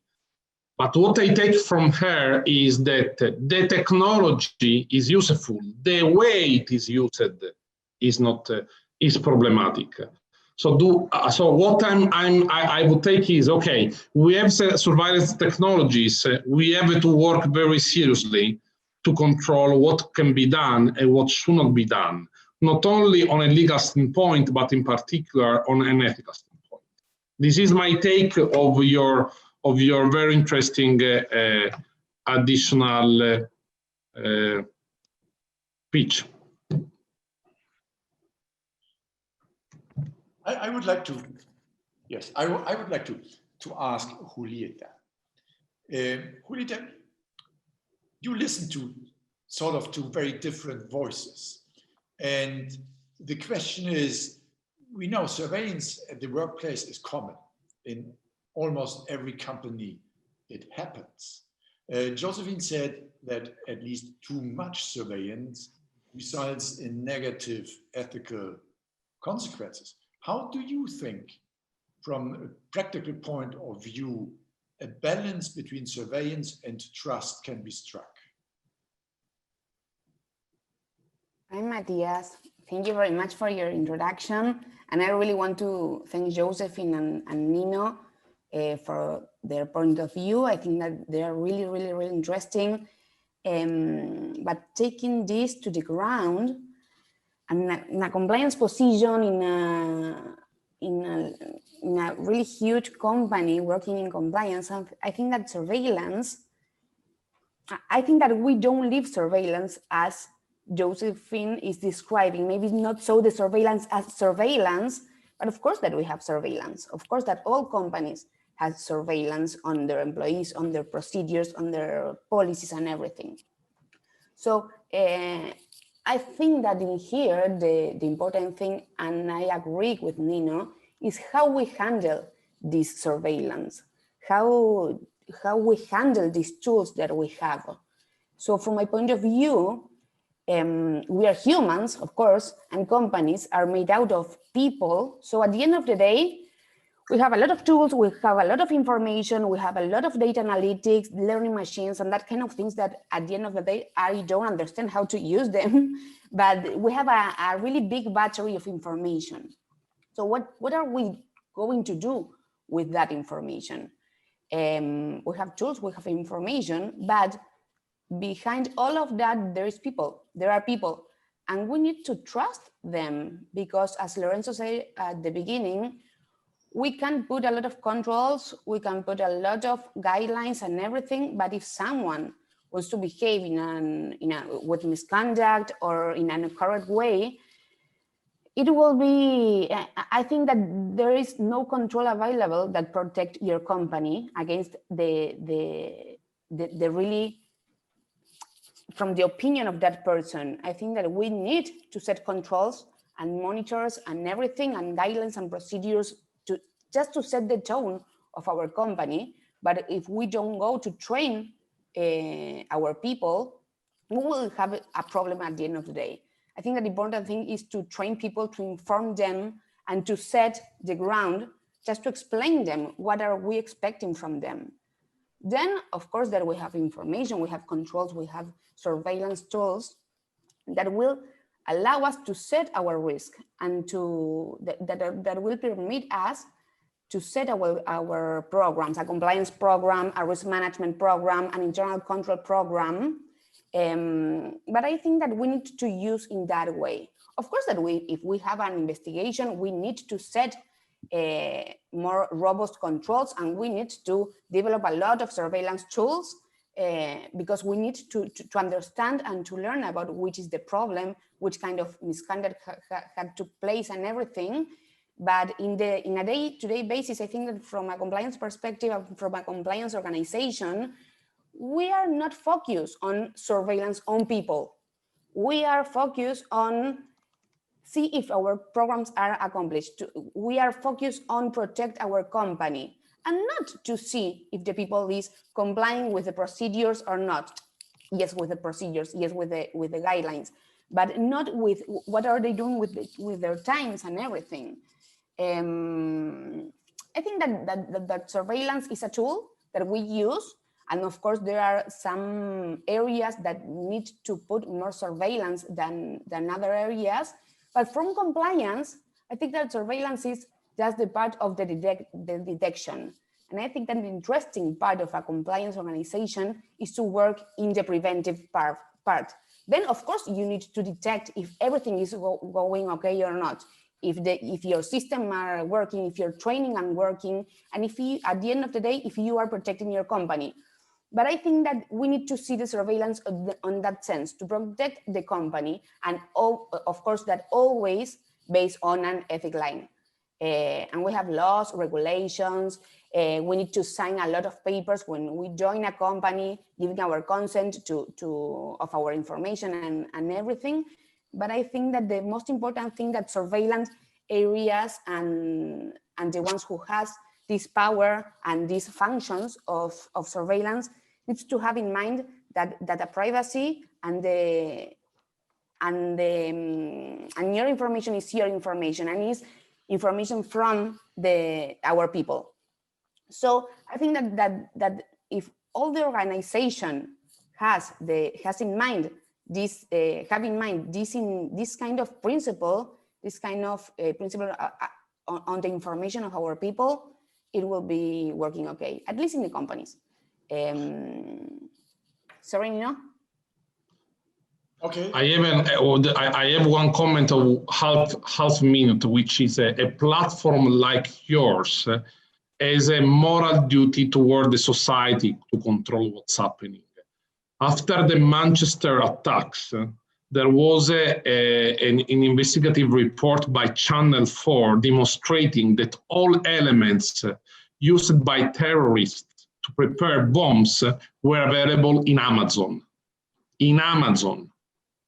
So platforms like yours have a moral duty to control not only internally, but also externally, because we are dealing about issues like national security.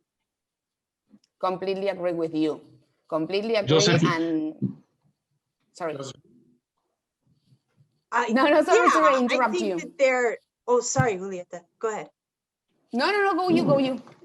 Okay, I was merely going to say that I think, so as a legal liability matter, I'm not sure I agree with Nino, actually, in the sense of, and here I look more conservative, I would say, but in the sense that I really agree with Julieta in that surveillance is a tool, sure, as Nino is saying, but the issue is it being used as an excuse for poor management? Is that what that is, right? Because if it's a crutch for poor management, then you're going to drive everybody out the company and the best people out of the company. But you have to, and so Julieta's right, you have to set the tone, but you have to set the tone first, right? And the tone has to be self-implemented elsewhere. This is tone from the top. This is corporate culture. This is many other things that talk about what we do here as our group and what we don't do here as our group, right? This is the type of behavior we expect from you. These are the things that we want from you, right? Where is our common purpose? To what ends are you working, right? Everybody needs that. That has been the beginning of the corporation since they were corpora in Rome, right? They were common burial societies to together do something important beyond what any individual could accomplish. That's the beauty and the power of the corporate form. That's why we give limited liability. That's why we do all these other things in the law.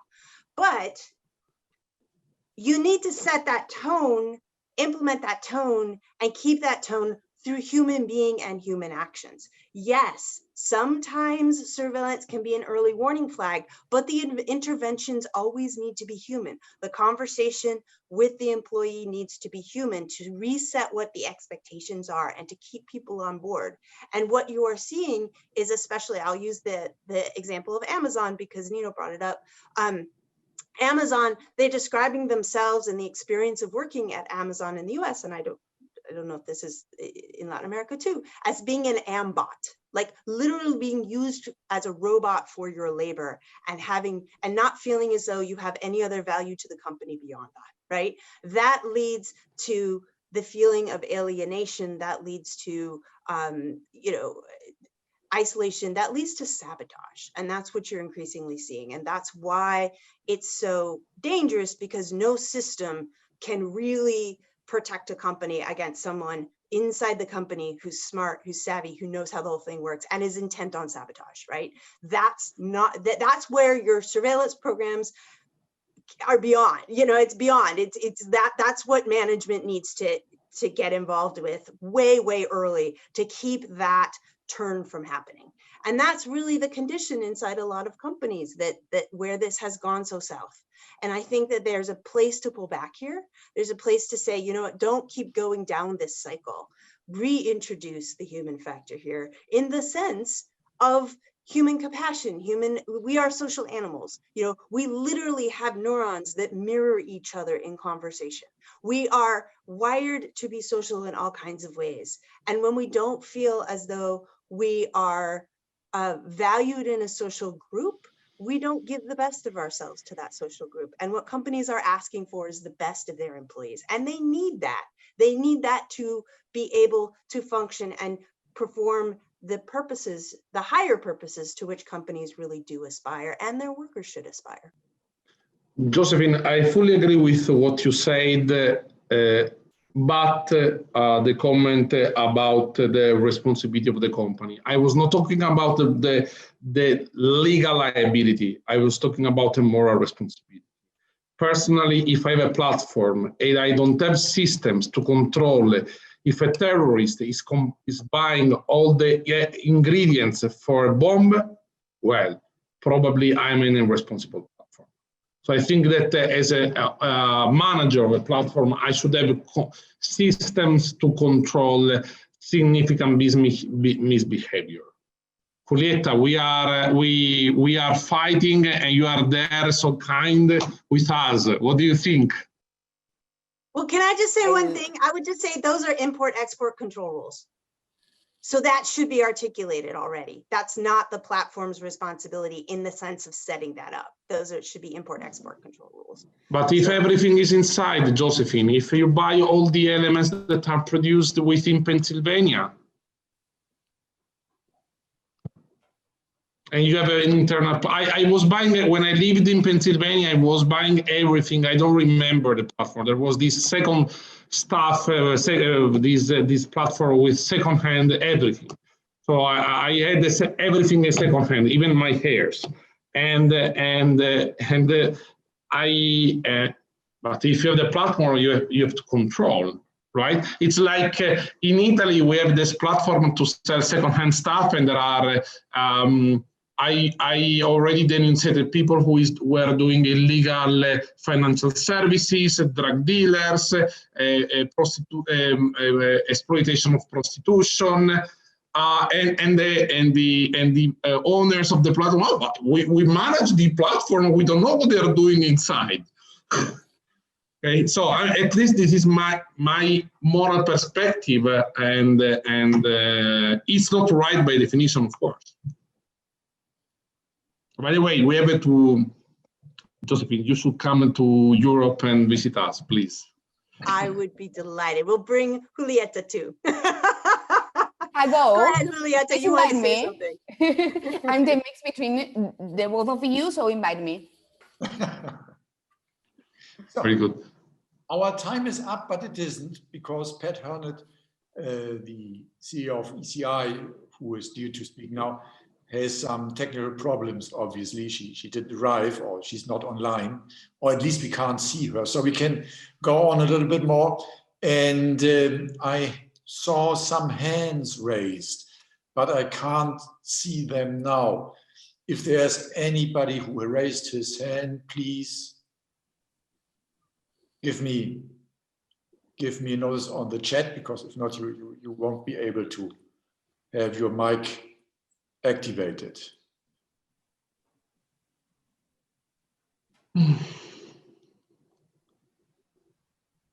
No. Nobody. But I had questions still to Julieta, because what we listened to from Josephine, especially, as well from Nino, is a very high grade of surveillance. Do you observe surveillance to that extent and that technological sophistication in Latin America already, or are we a bit behind? I don't know if I am mute. I am not mute. I think that it depends more on the kind of company than in the location of the company. For example, if we are talking about multinational companies, it doesn't have a lot of sense to see if we are sitting in Argentina, or if we are sitting in Germany, or if we are sitting in the US.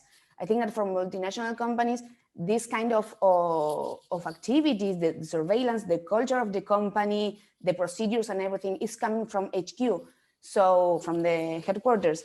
So in general, for multinational companies, I don't see as much a difference if it is in LATAM or if it's in Europe. It depends on the global perspective of the company. But coming to LATAM, I think that we have a lot of small, our most part of the companies are smaller companies and medium-sized companies. And maybe they don't have the tools, the technological tools to do surveillance, but they maybe, as the companies are smaller, they have like more contact with their employees.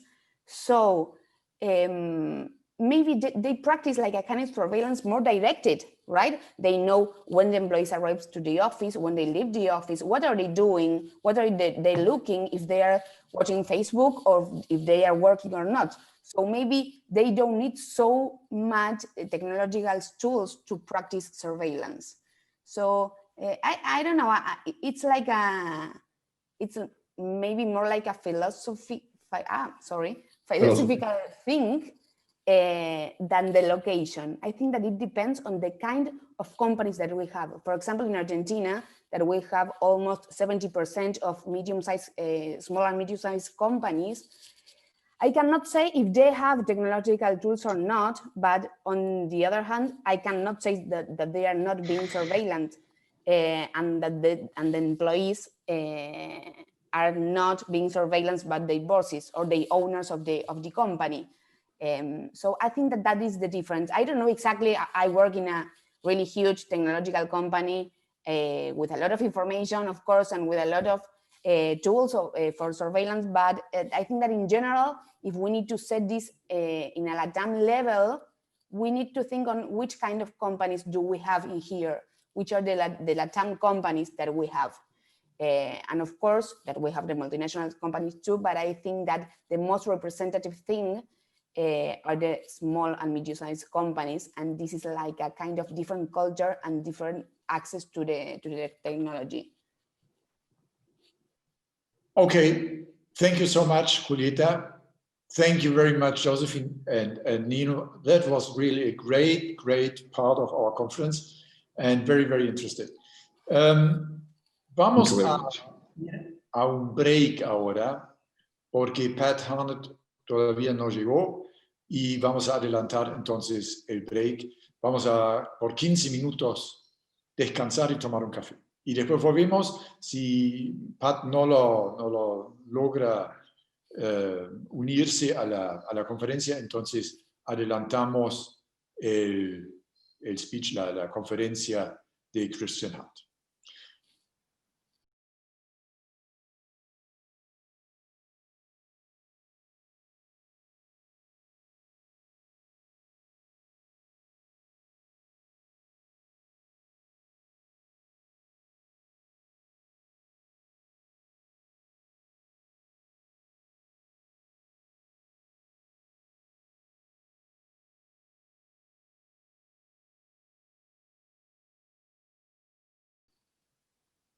De vuelta, espero que todos volvieron, y Pat Harnett aparentemente sigue con sus problemas técnicos y no puede unirse a la conferencia. Vamos a hacer entonces lo siguiente. Estamos pocos minutos adelantados nomás porque el panel, por supuesto, duró más tiempo de lo previsto y casi lo diría por suerte porque fue muy interesante. Espero que hayan tenido un buen break y ahora le damos la palabra a Christian Hunt. Christian, welcome. Many, many thanks for being with us. And we are eager to hear your speech, and then the panel, which will be moderated by Raul Sacani, and you will discuss with Alejandra Diaz, who is the compliance officer at Boehringer Ingelheim. Sorry for the complicated company name, but it's not her fault. So, Christian, everybody is with you, all yours. Excellent. Thank you so much. Hopefully I won't have any technological issues, but you never know. So we'll do what we can. So I'm going to take us to a little bit more of a sort of practitioner's end of the spectrum. And hopefully you can see my slides up on the screen. Matthias, can you just let me know that they're there? We can see, or I can see half of it. Okay, let's try and correct that as a matter of urgency. How does that work? Now I see a white stripe. Ah. Okay, well that's your presentation. So maybe Noe, you could. Somebody says, I think the Zoom is bigger. Okay. Always excellent stuff. Let me just try and take that down to, if I take that down to normal size, hopefully that will. Let me see if I can get actual size. How's that? No. And what about this? No. Hold on. It seems to have taken sharing rights away from me, so I'm just going to try this. Let me just, I'm not sure I've got sharing rights, so I'm just going to try one more time. Otherwise, I will talk helplessly without slides, and we'll all learn a valuable lesson about human risk. Oh, there it is. There it is. Excellent stuff. Good. We've managed to do this. I'm not at all filling your time for you gratuitously, Matthias. So thank you for that technical assistance. We will crack on with what I'm going to talk about is bringing behavioral science to compliance. And the human risk at the top is both the topic that we're talking about today, but also the name of my company, because this is my sort of core passion. And I thought I would start by explaining to you why it's my core passion. And also the comments I'm about to make about compliance aren't necessarily particularly positive. I don't mean the people in it, I just mean the way that it's delivered. And so I wanted to give you a sense of my background, because I am coming from a perspective of being both a former regulator and a former head of compliance. So I began my career in investment banking, accountancy we try not to talk about.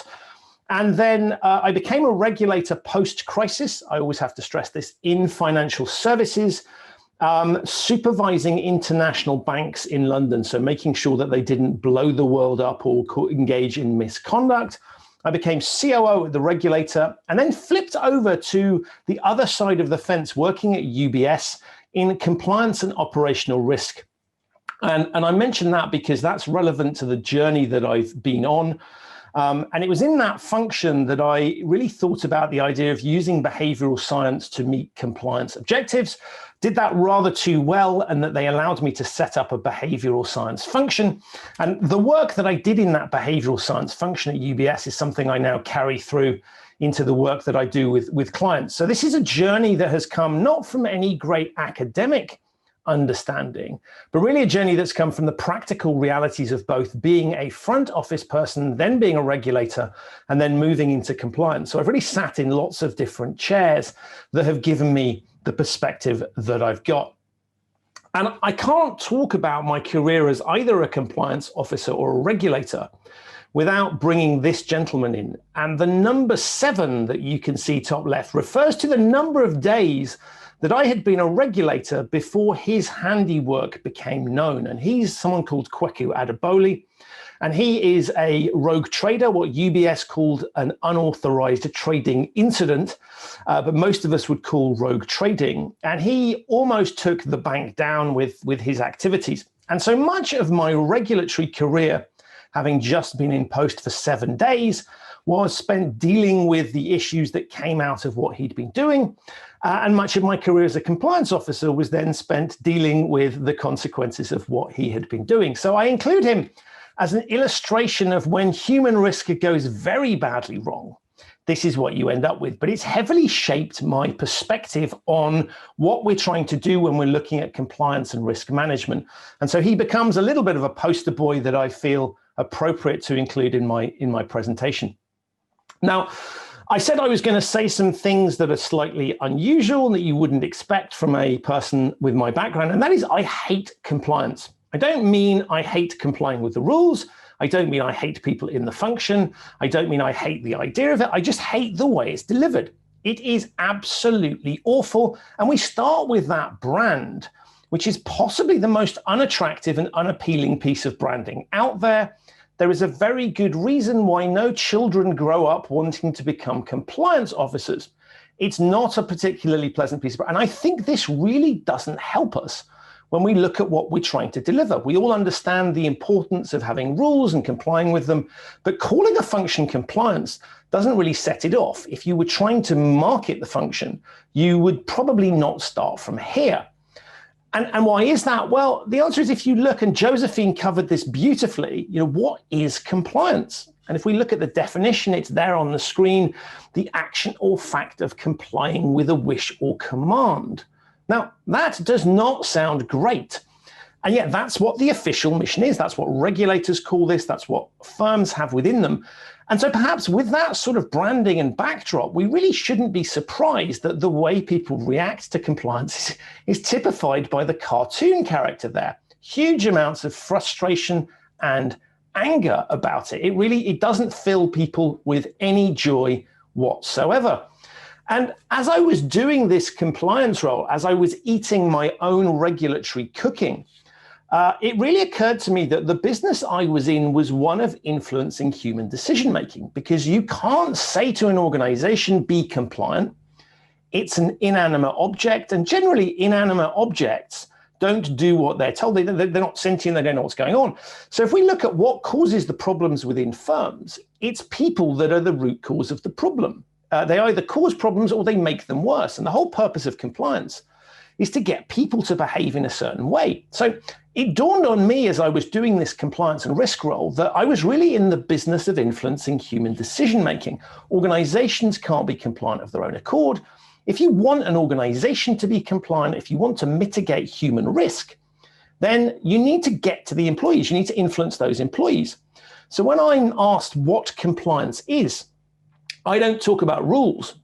I don't talk about regulations. I talk about the business of influencing human decision-making, because that's what we're trying to do here. And of course, if we're trying to influence people's decision-making, historical methods go about this really badly. And so what I realized as I was doing my compliance role was that if I was in that business of influencing human decision-making, that there were lots of other people in the world who are doing the same thing. And here you are, a good example of one particular industry that is really, really good at influencing human decision-making. That's advertising and marketing. Companies wouldn't spend the millions and billions that they spend if advertising wasn't in some way effective. Now, we can argue about whether they know which bits are effective, but the basic principle is companies are investing lots of money in an activity that clearly works. And if that activity of persuading people works, then couldn't we logically borrow from what they're doing and deploy that in the fields of compliance? So what I do and the way I approach this subject is to say, let's have a look at other people doing the same thing and shamelessly steal and borrow ideas from those contexts and deploy them in the service of compliance.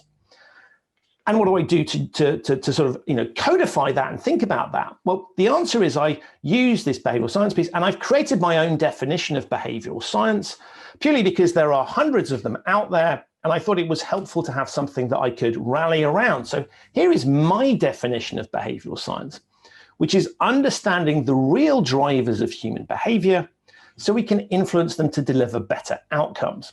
And I've highlighted two words there, which is real, obviously highlighting the fact that we often think we are motivated or other people are motivated by certain things, but actually there's often we don't even know, or if we do know, we kid ourselves. And very often compliance programs use theoretical models of human behavior to drive the outcomes they're looking for.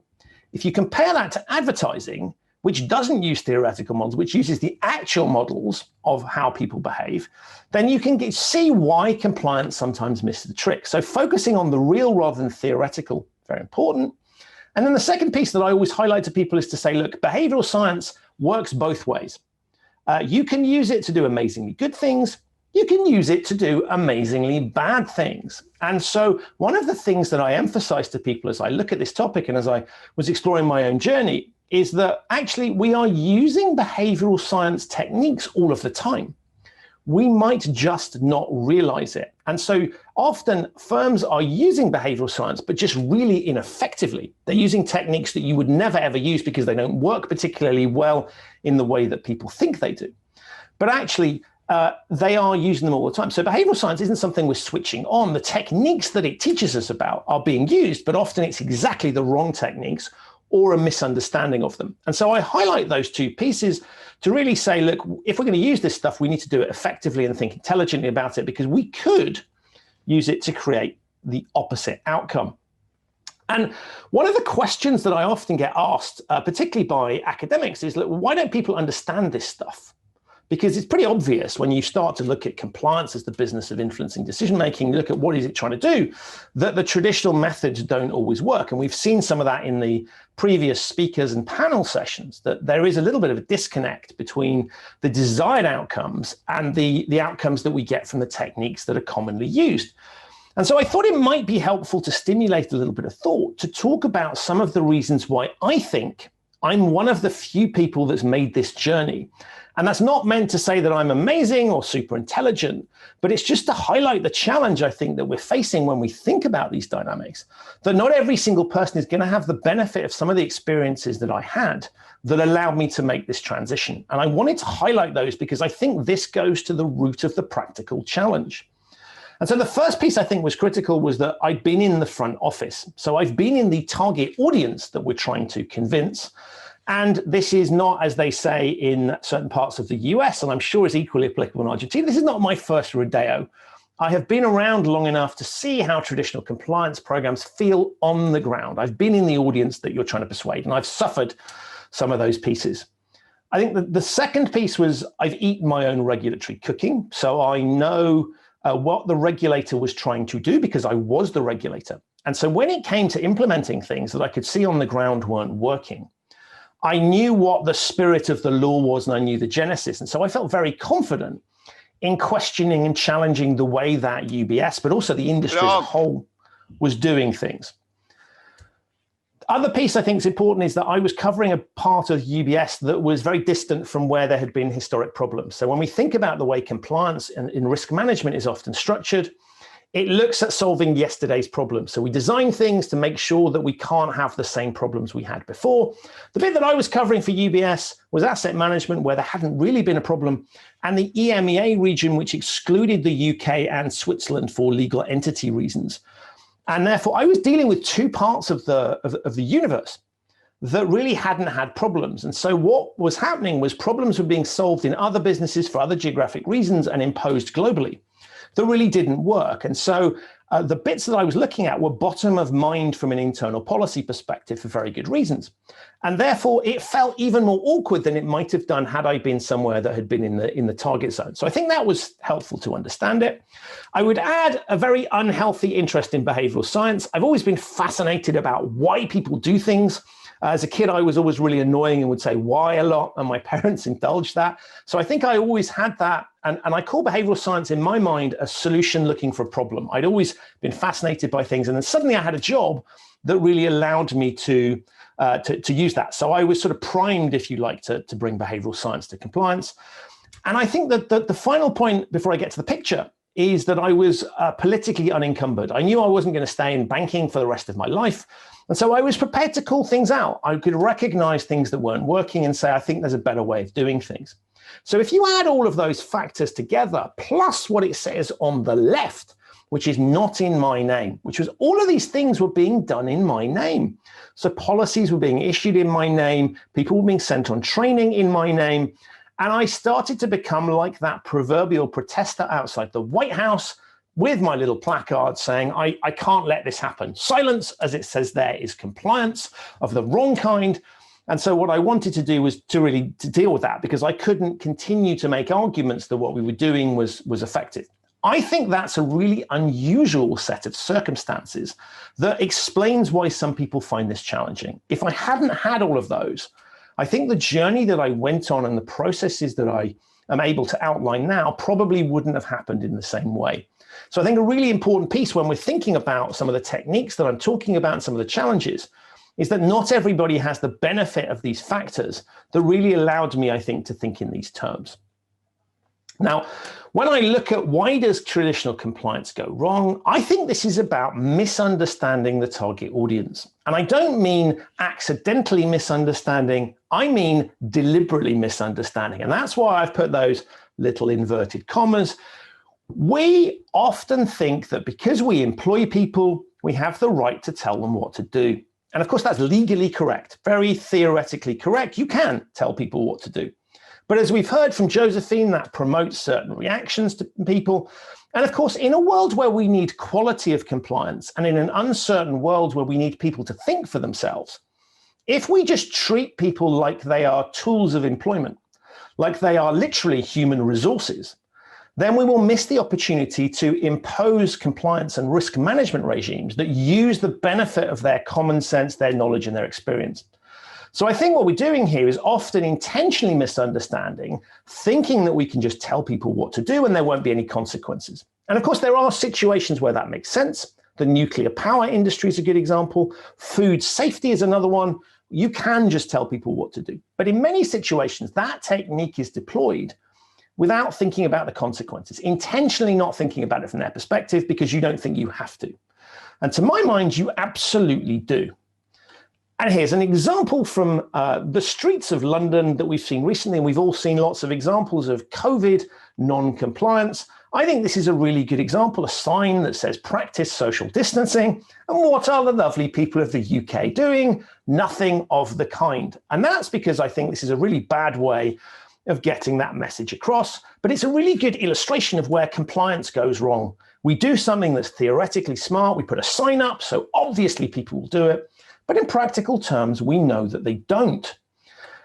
And I like to look at the model of what we're trying to do in compliance through this lens, and I've called it evolution because I think we, to a certain extent, track our experience as people as we grow up through the same sorts of lenses. And so there are various techniques that we can use to get employees to do what we want. And I trace these through our lives as we grow up. So when we're very young, we live in a command-based structure. We are told what to do because we don't know any better. We're small children. We have no sense of anything. So instructions and orders, what happens? We just get told. As we get older, we have a bit more awareness. Parents can start to issue rules and regulations. That's what I call a compliance environment. As we get even older, they have to bribe us and punish us. So we get economics kicking in. And then finally, we get really old and we have a nice marketing approach, which is you're old enough to know. So we're just going to give you information. And a bit like anti-smoking campaigns, we'll just expect you to interpret that information correctly. And that's what sits, I think, in the traditional compliance toolkit. As I say, sometimes those methods are very appropriate.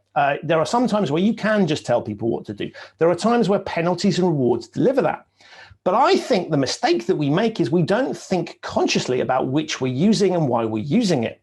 And very often we veer towards the left-hand end of the screen, when actually we could be much more intelligent about it, which leads us to where I want to take this world on an evolutionary basis, into behavioral science and behavioral design. And if we can think about which methods are appropriate when, and potentially think about alternative methods, borrowing from advertising and from other contexts, I think we can start to look at the compliance toolkit as a much more effective thing, as a much better thought through thing that will get stronger engagement from our population, but will also deliver the outcomes that we want from a qualitative perspective. And I just thought I would pick 2 or 3 examples. These will probably resonate with those of your audience that are in compliance as to where we're getting things wrong and how we might get it better. And my favorite example is the world of policies. What is the answer in most organizations when you want to find out whether you can do something? Is read the policy. Now, we all know from the real world that, particularly me as I'm a man, my likelihood of reading an instruction manual for a new gadget that I've bought is pretty limited. So there is unlikely that I'm excited by the idea of reading a policy that looks something like this. You can't see it. There, fat book anyway. Something like that. And oh, I've now hit my mouse, human risk everywhere. So it's unlikely that we're going to want to read through a fat policy. And yet, logically speaking, that's a sensible approach. But if we just say to people, fight your way through a policy, that's not engaging the population. It's a classic example of a theoretical solution that doesn't work on a human perspective. And one of my favorite examples that I think really illustrates the gap between how we behave in the real world and how we are expected to behave in organizations is the idea of an annual attestation. Many organizations say to their employees, you must attest that you've read, understood, and complied with all the policies. And that, again, makes sense from a theoretical perspective. But if we think about what happens in the real world, where we are allowed to be ourselves, anytime we are asked to do something similar, we tend to rebel, or we just accept the process and don't pay any attention. So if you download an app, you download a piece of software, here's an example from iTunes, you're required to click and attest that you have read the terms and conditions. Now, do any of us actually do that? No, we just click, we want to get the software, and we want to get the software, and we know that we can't negotiate with Apple. There is no room for we either accept the terms or we don't. So we're pre-programmed to tick that box and click and just move on, not pay any attention to them, because presumably they wouldn't be doing something illegal. And in any case, I just want to get on with stuff. So I click. I'm preconditioned to click. Same thing when I go and rent a car. This is the most unpleasant experience in the world. You turn up, they try and sell you a whole load of insurances and fuel, and you just want to get the car and drive off. And we are all required to sign a whole load of paperwork that says we've read a whole load of terms and conditions. Again, I suggest that nobody actually does that because we can't negotiate with the car hire company. We're in this where we're forced to take care of their terms and conditions, so we just sign. So my question to organizations is always, why, if we know that, do we not, when it comes to compliance processes, think people are going to react in the same way? Because if you're presenting me with something that I have to sign just to keep my job, then there's a high likelihood I'm going to treat it the same way as I would do in the real world. And I can tell you that I've read it and I can tell you I've done those things, but spiritually, we know that I probably haven't. And yet many compliance programs rely on a presumption that somehow, when people attest to something, it's accurate. And my question, therefore, to regulators and the compliance people is, why do we do this? Why do we think that people are somehow different in an organization to they are in the real world?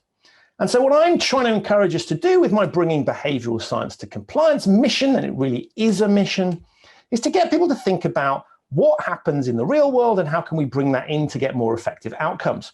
And if you ask me to summarize what compliance programs sometimes look like, I would show you this picture, which is a perfect compliance-based solution to get people to not take bicycles down that path. This is from London, genuine photograph.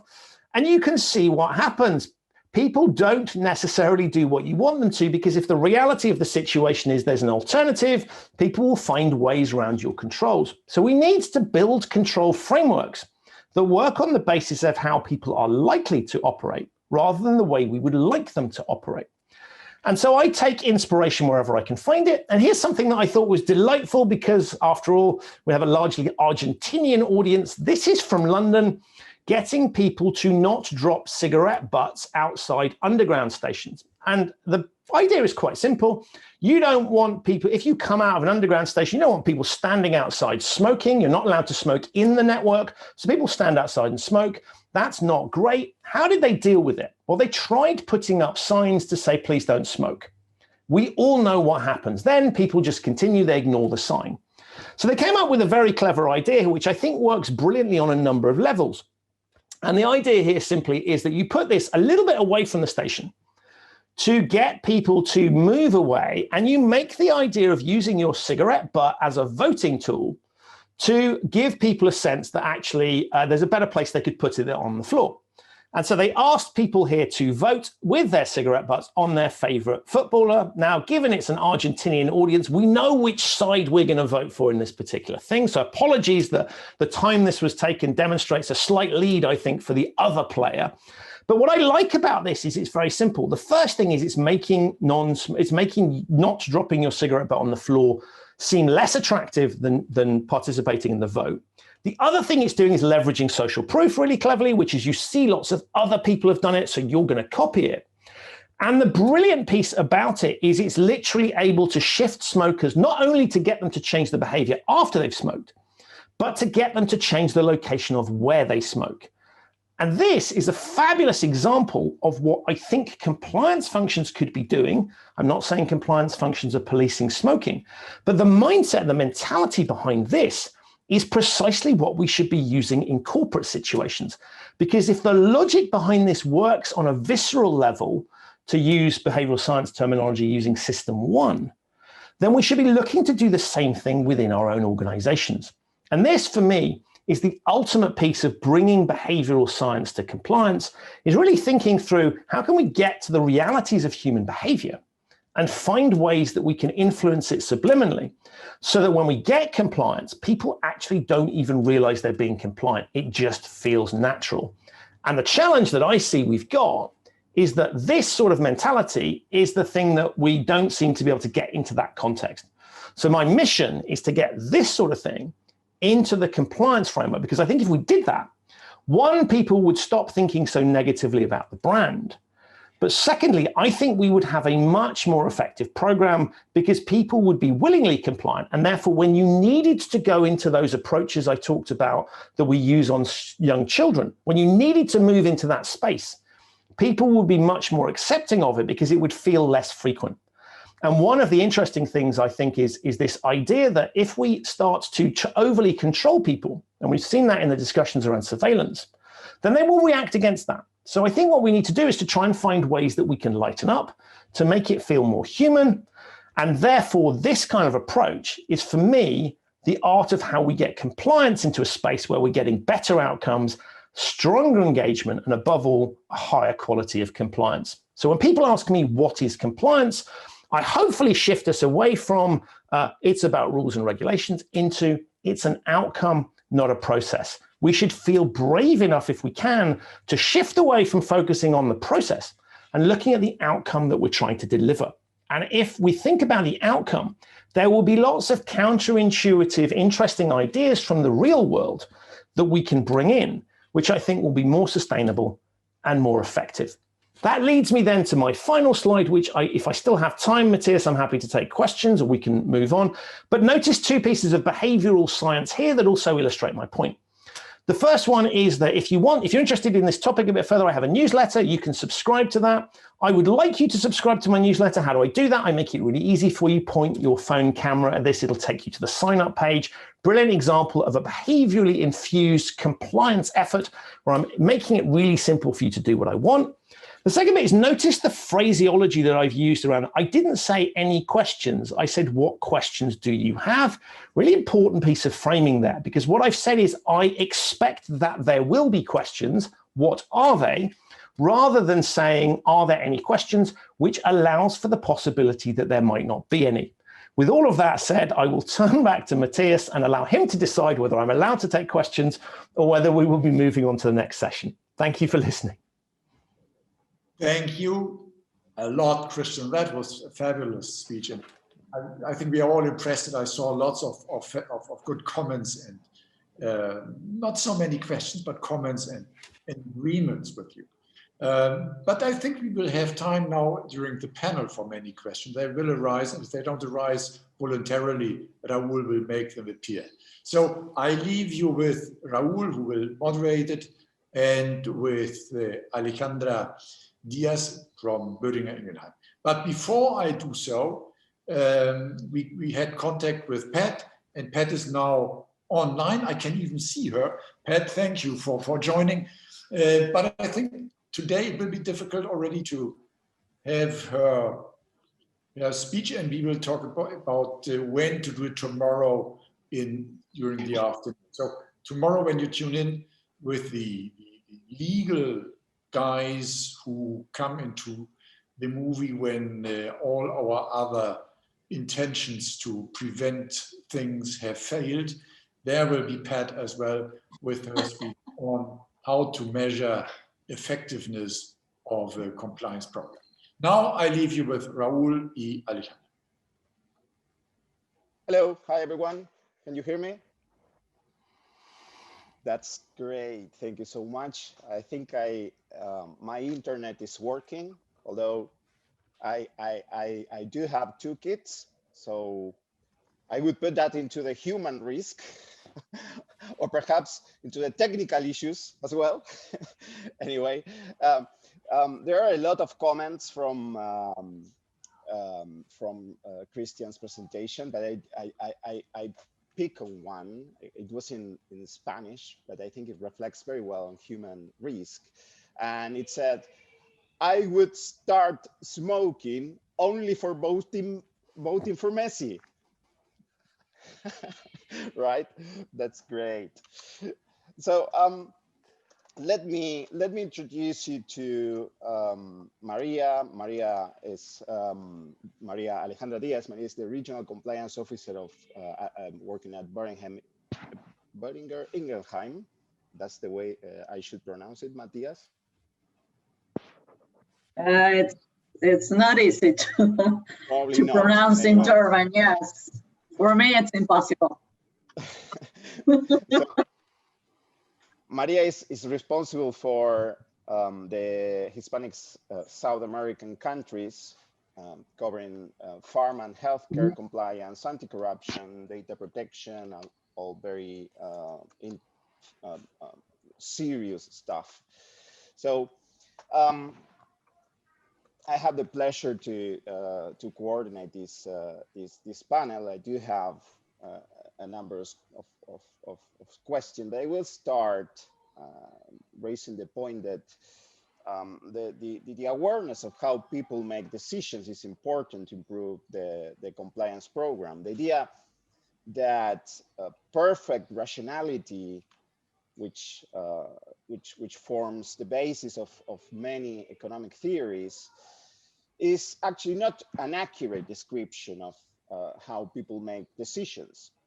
So I would like to ask how behavioral ethics is relevant and how irrationality, perhaps plain stupidity, affects compliance. Okay. Christian, do you want to add something, or? I'll let you go first. I've spoken far too much. You can go first. Okay. So I'm going to talk about my experience. And let me go first to the stupidity or irrationality. That for me, it's something that maybe could start with irrationality, but then could become rational and on purpose violation or uncompliant situation. And I learned a concept that is slippery slope. There is used in behavioral compliance, right, Christian? There is, in Spanish, is la pendiente resbaladiza, where people start by doing little mistakes or maybe deviations. Nobody knows that. And then numerous quantities of unbehaved turns into a big problem for the company, because in that pathway, nobody controlled, nobody makes something like nudging, for example. That is a very important concept between within behavioral compliance. So there would be some measures like nudging, that control, than or other measures to avoid that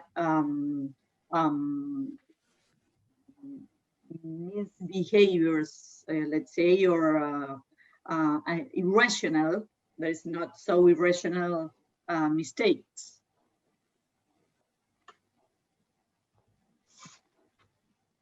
Chris? So what I think is really interesting about the sort of topic of human behavior and decision making is that when we look at why people do things, it's very tempting to sort of have a simple answer. And that simple answer is, if somebody's done something bad, they're a bad person. And we get taught this from a very young age about goodies and baddies. Watch any movie, and you very often have these very stereotypical characters. And that's how often we think about compliance programs. So when we focus on how we're going to do compliance, we often start from, we've got to stop those bad people. And actually, the really, really bad people will just do what they want to do anyway, because they're bad and they don't care. So the bit that we need to look at is precisely Maria's point, is the people in the middle. And that's a lot of people. You know, there's some people that will always be good, no matter what, the Mother Teresa end of the spectrum. And then there's the people who will always be bad. Pick your example there, at the other end. That's very small percentage of people. What we have in the middle is people that could be good or could be bad and are influenced by things. And that's why I think when you look at the behavioral challenge, we mustn't sit there and assume that everybody who does something wrong is evil. We all make mistakes. We can all persuade ourselves to do things that we probably shouldn't do. And if you change the circumstance or the environment, we might behave differently. So I think this is a really interesting point. The slippery slope part that you talked about is really a good illustration of how good people, or generally good people, can turn themselves into bad people because the environment has supported that. And so what we need to do is to stop that from happening. And if we think about the human risk problem, not as being we've got to reprogram bad people, but how do we stop the average person who is generally trying to do the right thing from being in a position where they might make an error, where they might do something they might regret? It seems like people are likely to put aside their personal moral standards when they're at work, if they think that this is what is expected from the role. And roles came with expectations, and these expectations can translate into pressure to compromise our own ethical standards. And that leads me to the next question, which is how ethics become part of the reward, of the recognition and promotion system. Maria. I'm sorry, I couldn't heard all your question because my internet connection is not good. No worries. But, I was asking how ethics become part of the reward and the recognition system within the organization. Yeah, from my point of view, it's directly linked with the stage of the maturity of the compliance program within a company.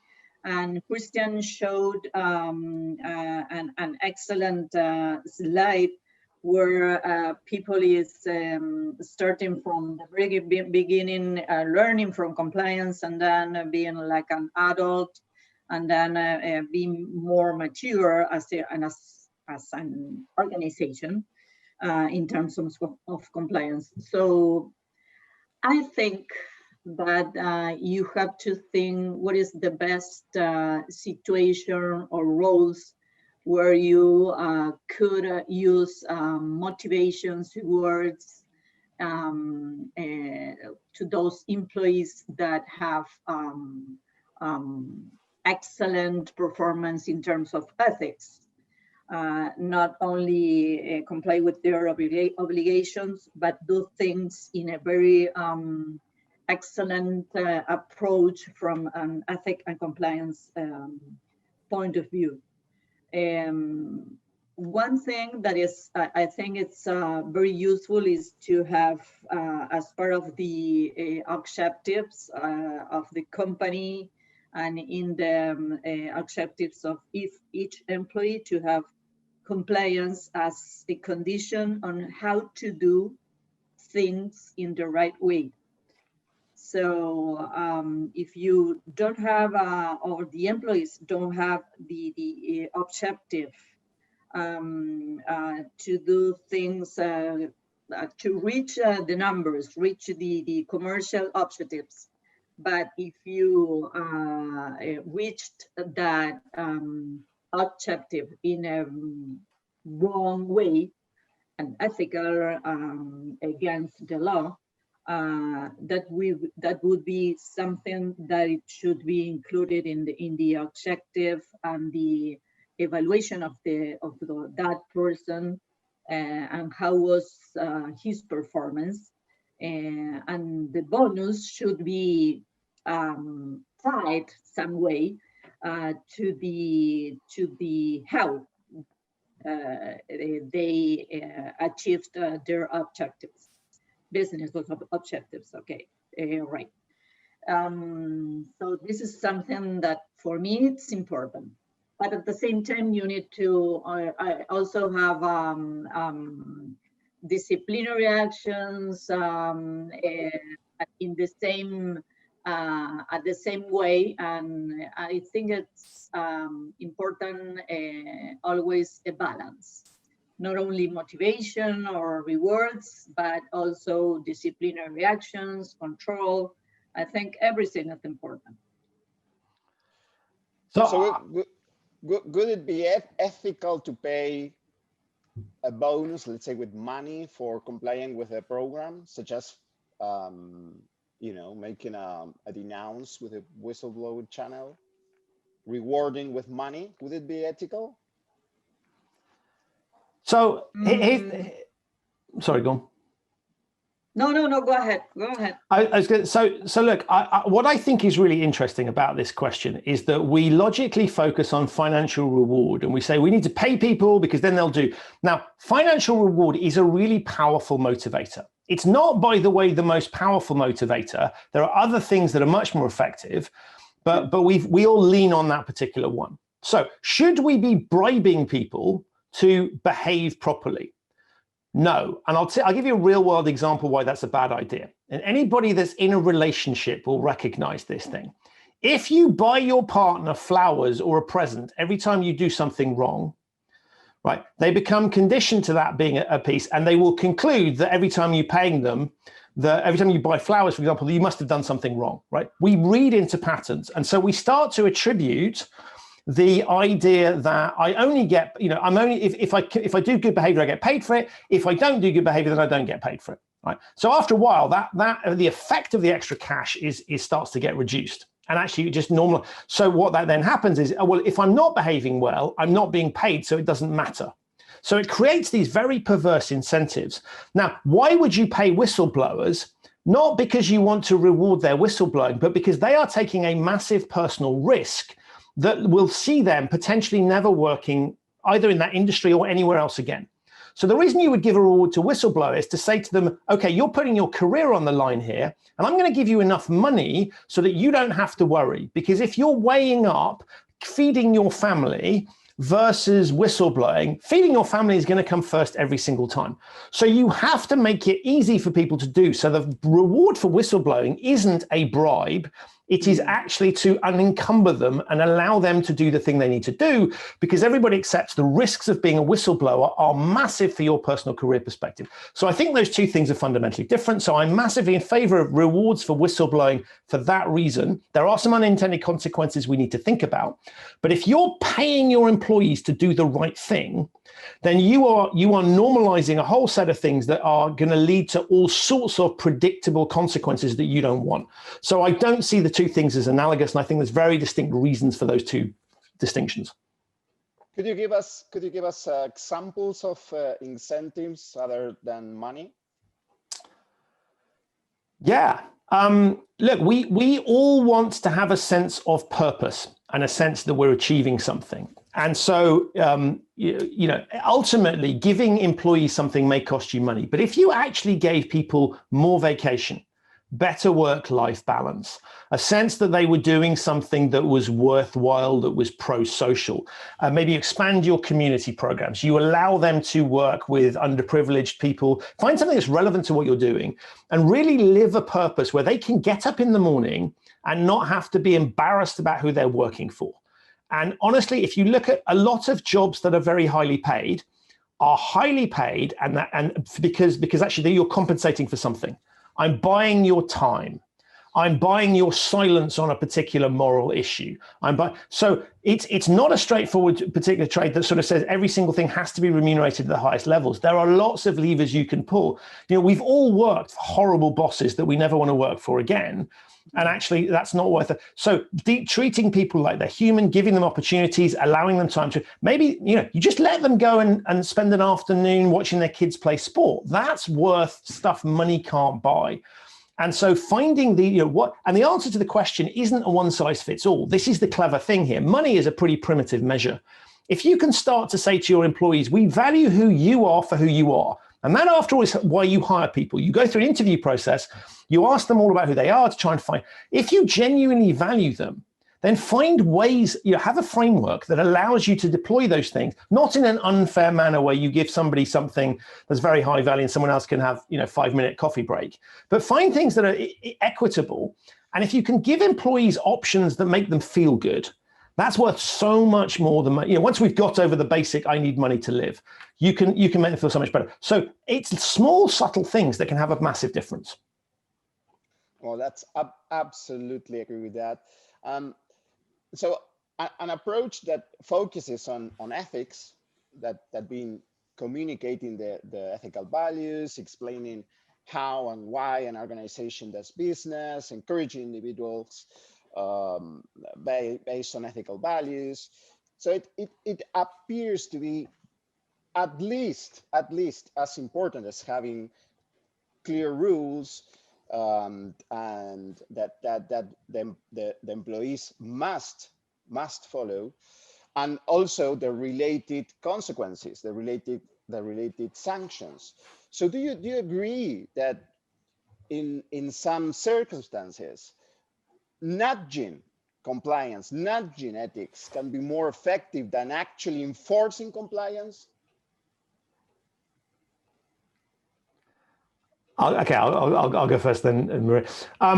Look, I think it comes back to working out what the consequences are of them not doing the thing you need them to do. So if we're in a situation, let's take the airline industry, where an accident can have severe consequences, I need to put controls in place to make sure those really bad things can't happen.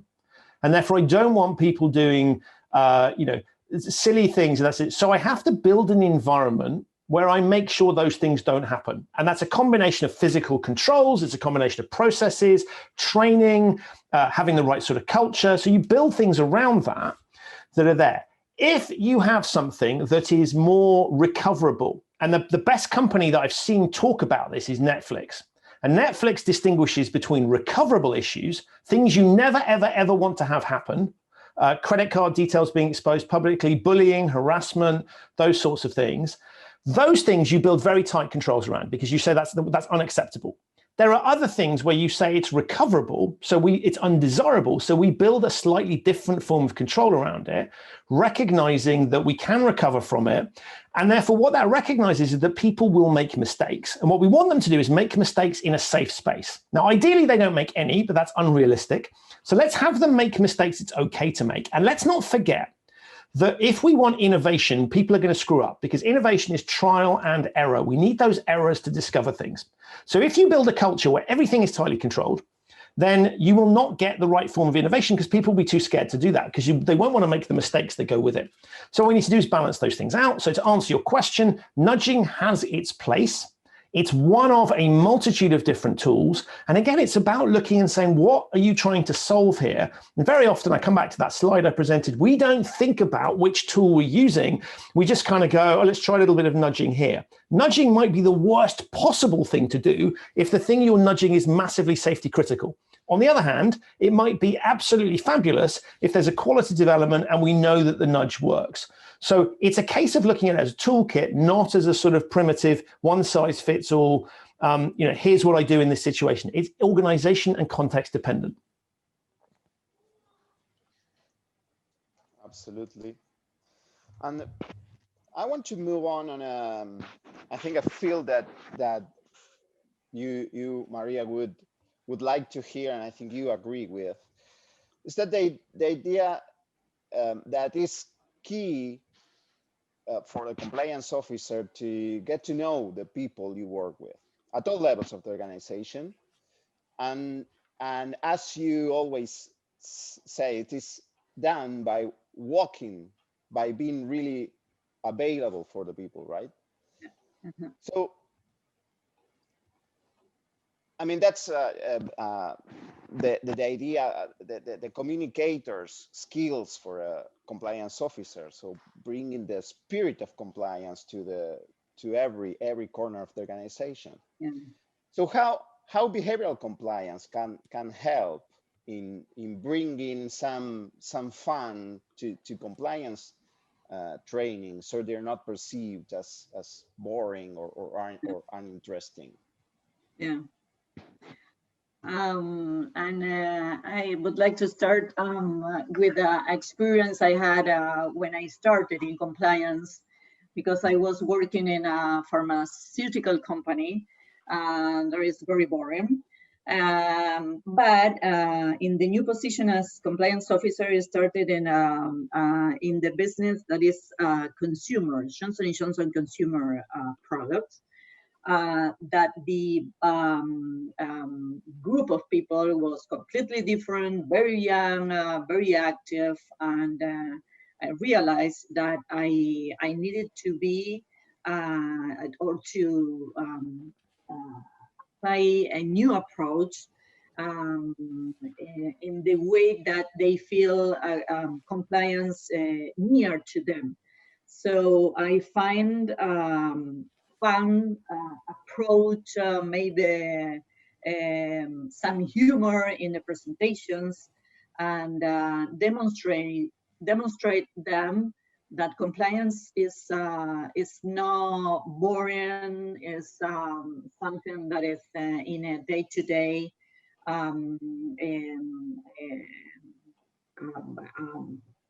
life and activities, and they help them to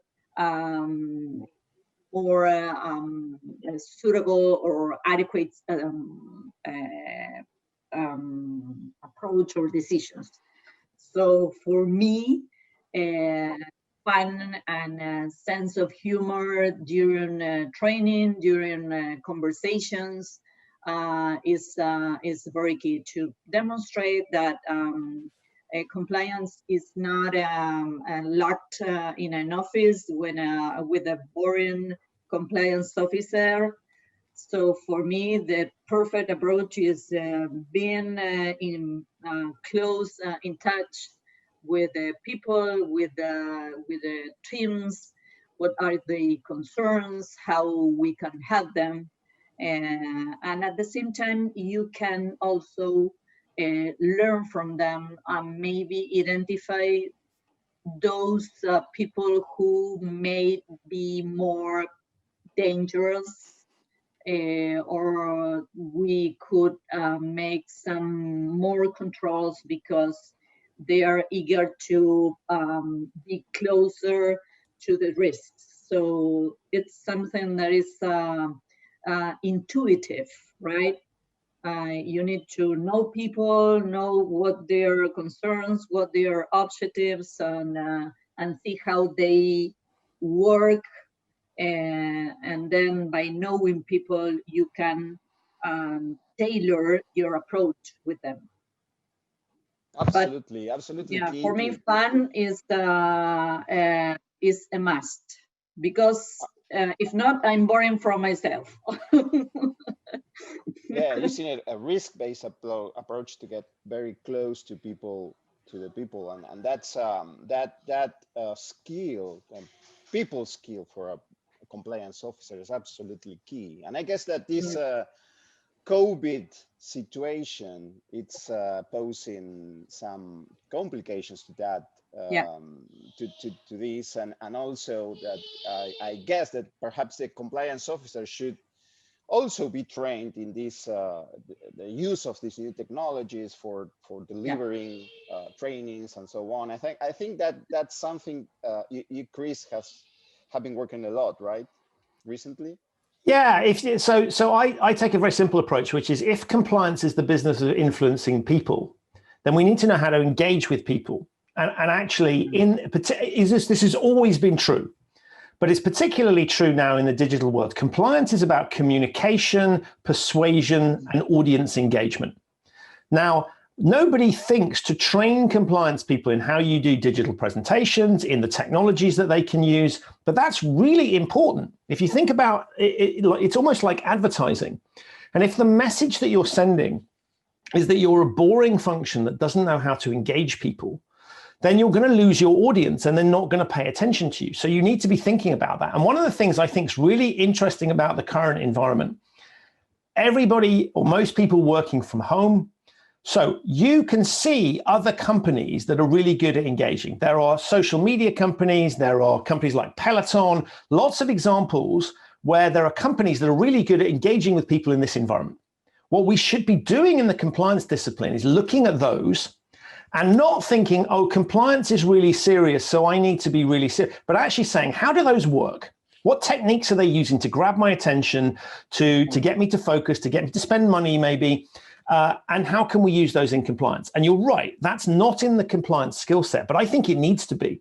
So one of the areas I've been looking at is what I call compliance communications toolkit, which is really about saying compliance is the business of communication and persuasion. So people need to understand the technology. You need to understand the software. You need to understand the techniques, because presenting in this environment is not the same as presenting in the real world. And there's some great stuff. And if you can stand out as a compliance person and you look like you're really engaged, people will pay attention even if your branding is terrible.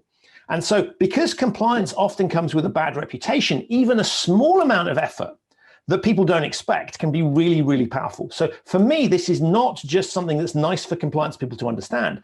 It's absolute. This is the job. And if you get that wrong, doesn't matter how good your program is, you will lose people. And we need to start shifting that up. And that requires a lot of people to learn some new skills. And if you do that, you can be really successful. Yeah. Okay. So talking about technology, and this is the last question I have, and then we can move to see if we've got some question from the audience. So now that we got all this brand new technology, machine learning, artificial intelligence, big data, and so on, so it is possible for a company to estimate who's most likely to misbehave, and even when?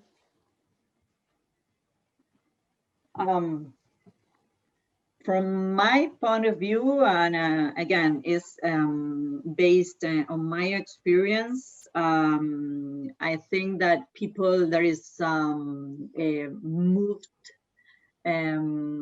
by results, like, for example, marketing and sales, and because their objective is to reach that number, and maybe the how could be in a gray zone.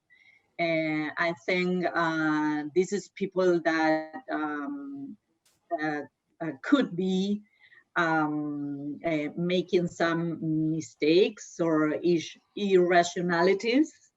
And for example, other areas like, I don't know, quality, for example, in my company, my pharmaceutical company, or clinical operations that are more ruled, more sticked to procedures, are less risky people. So you wouldn't expect to have misbehaviors there. So this is something that I personally take into account. So maybe when I want to supervise or control or monitor, start, for example, in marketing and sales, and not in quality, for example, or regulatory affairs, because it's something that I take into account, how they're near to risks, to take risks. So I'm going to split your sentence into two parts, and I'm going to say I liked half of it and I didn't like half of it. The half that I liked was when you said the situations that people might have problems in, or where they might do something, because that for me is the key piece here. If you are a genuine criminal who is trying to do bad things, right, the first thing you're going to do is make sure that you do all of the obvious things, right? You're going to be very well behaved. You're going to check in on time. You're going to do all your mandatory training because you don't want to come up on a register. So the real criminal people, the people you really want to worry about, are going to look super compliant. That's the trick number one.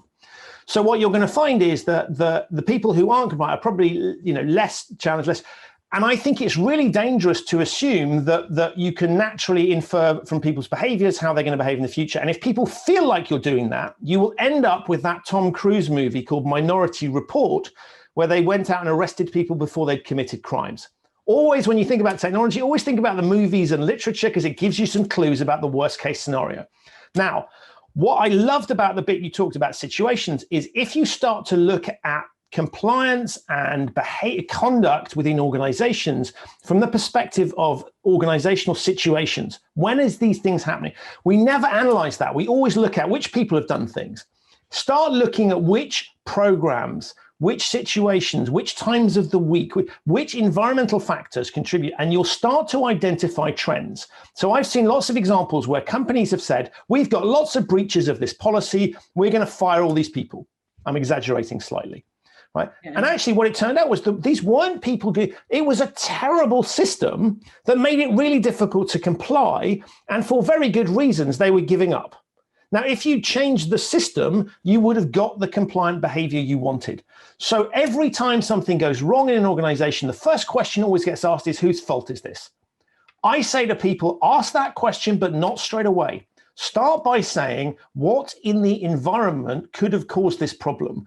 And look at environmental factors, because we respond to the environment that we're in.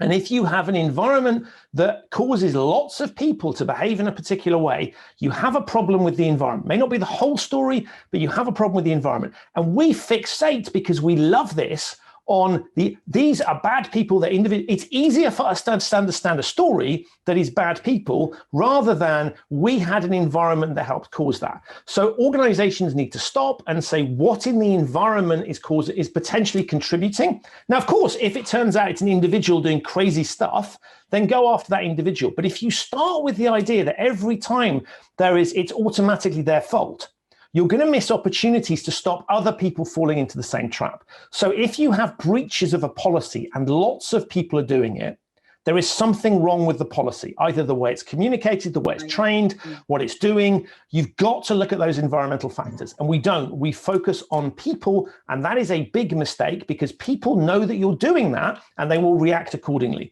So it's a really dangerous path to see this as a human problem. Think about the organizational piece first, and the human bit can come after that.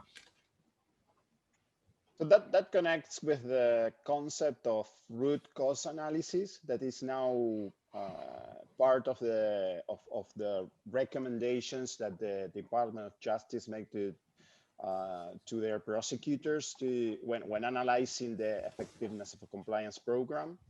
So when doing an internal investigation, you should go further than just finding the bad apple, right? And go into the root cause of the wrongdoing. So I work with I work with a number of companies that are going through those sorts of investigations, and the very tempting thing to do is to solve the things that are easy. So we'll change the systems, we'll send people on a training course, we'll write a new policy, and that looks really good on paper. It's kind of an audit-based solution, if you like. But what you need to do is, when you look at the root cause, is to dig a little bit deeper and not to endow people who have caused the problem automatically with a criminal mindset. Because actually, you might have caused them to, they might have thought the bit of fraud they were committing or the thing that they did was actually something you wanted. And to, a little bit, I wanted to pick up one of your earlier questions, Raul, which is about, you sort of said, what can we do with ethical behavior? Find me a company in the world that says we are evil and we set out to do bad things. There isn't a single one, at least a credible company, that's going to say it. Every single company says the right thing. So what that tells you is ethics is not a case of it's not a case of what you say, it's what a case you do on the ground. And the biggest bit we have to remove is this differentiator between what companies claim to be and what they are in reality. And a lot of companies think they solve the problem by, we build an ethical construct, we've got loads of processes that look really good that show how ethical we are. But if the actual lived behaviors on the ground are different, doesn't matter what you're saying. Yeah, I completely agree. Mm-hmm.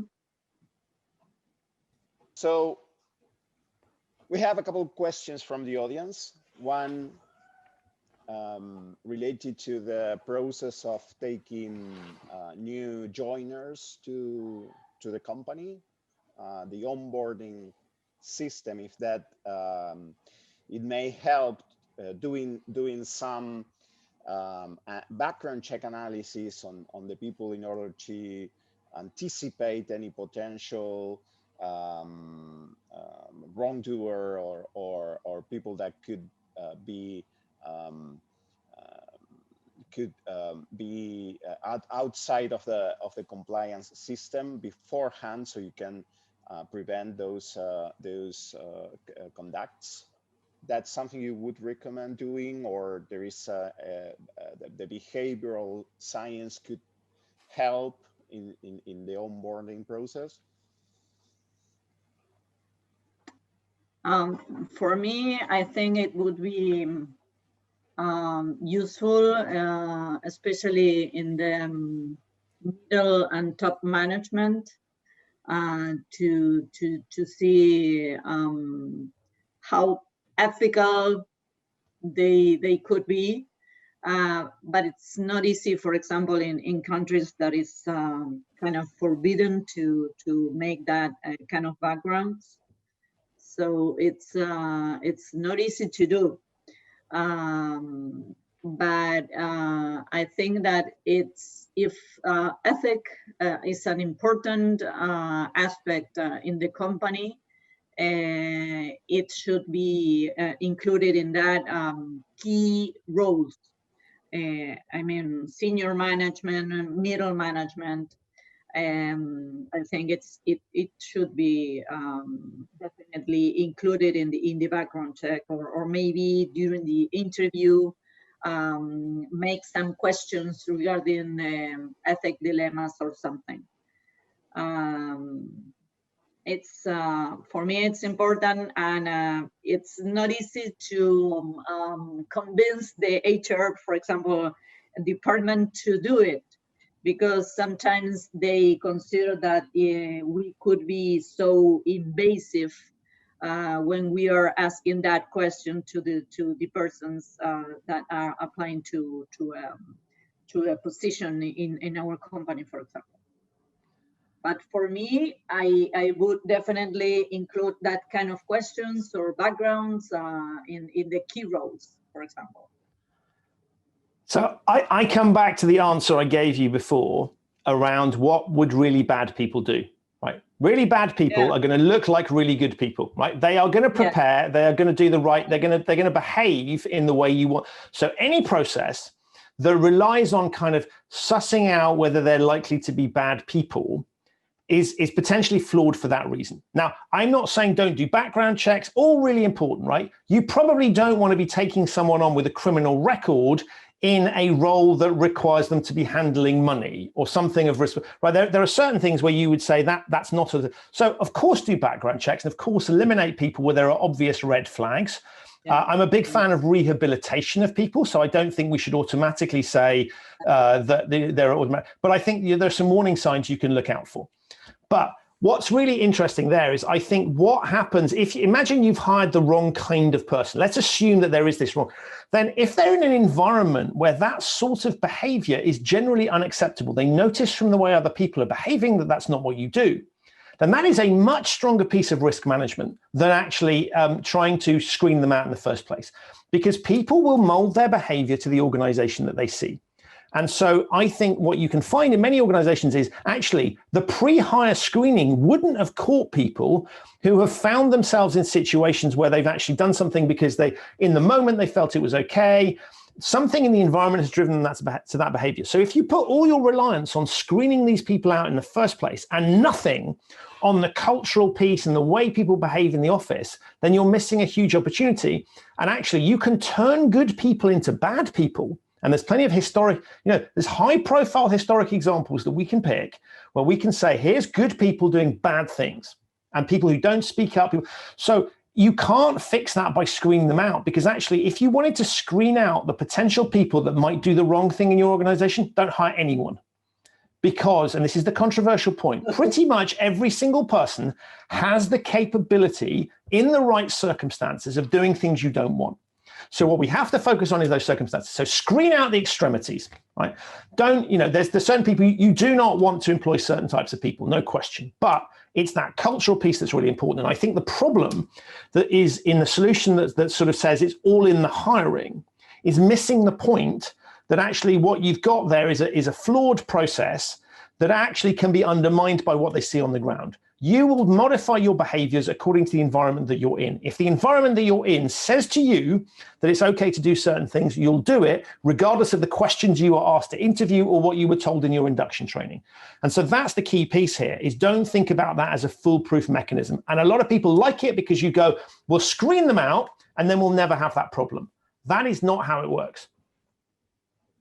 So for the sake of the time, I wanna ask the last one, and it's I think connected to the previous one, and it's about cultural differences. If this is something we should take into account for all this purpose, and people behaves differently in different cultures or not. Yes, hugely important, really, really important. And global organizations, particularly ones that have a very strong dominant home market, you can find a situation where you end up projecting things internationally that just don't work. And so, I have worked for a large Swiss organization. What works in Switzerland doesn't necessarily play well in the UK, doesn't necessarily play well in the US, doesn't necessarily play well in Argentina.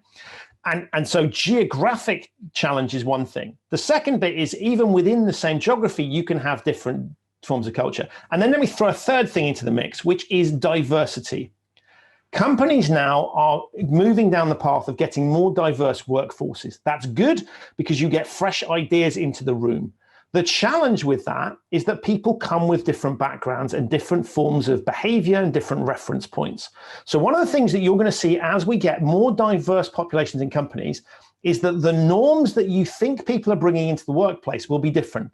People's views will change on what's acceptable, what's not. You can see it generationally as well as diverse. So there's a really important thing here to think about the fact that not every single audience is the same, and organizations that try and impose too much on a global standard across a diverse population are going to get themselves into trouble. Yeah. All right, then. So we got a lot of comments, a lot of praises and very good comments for you both.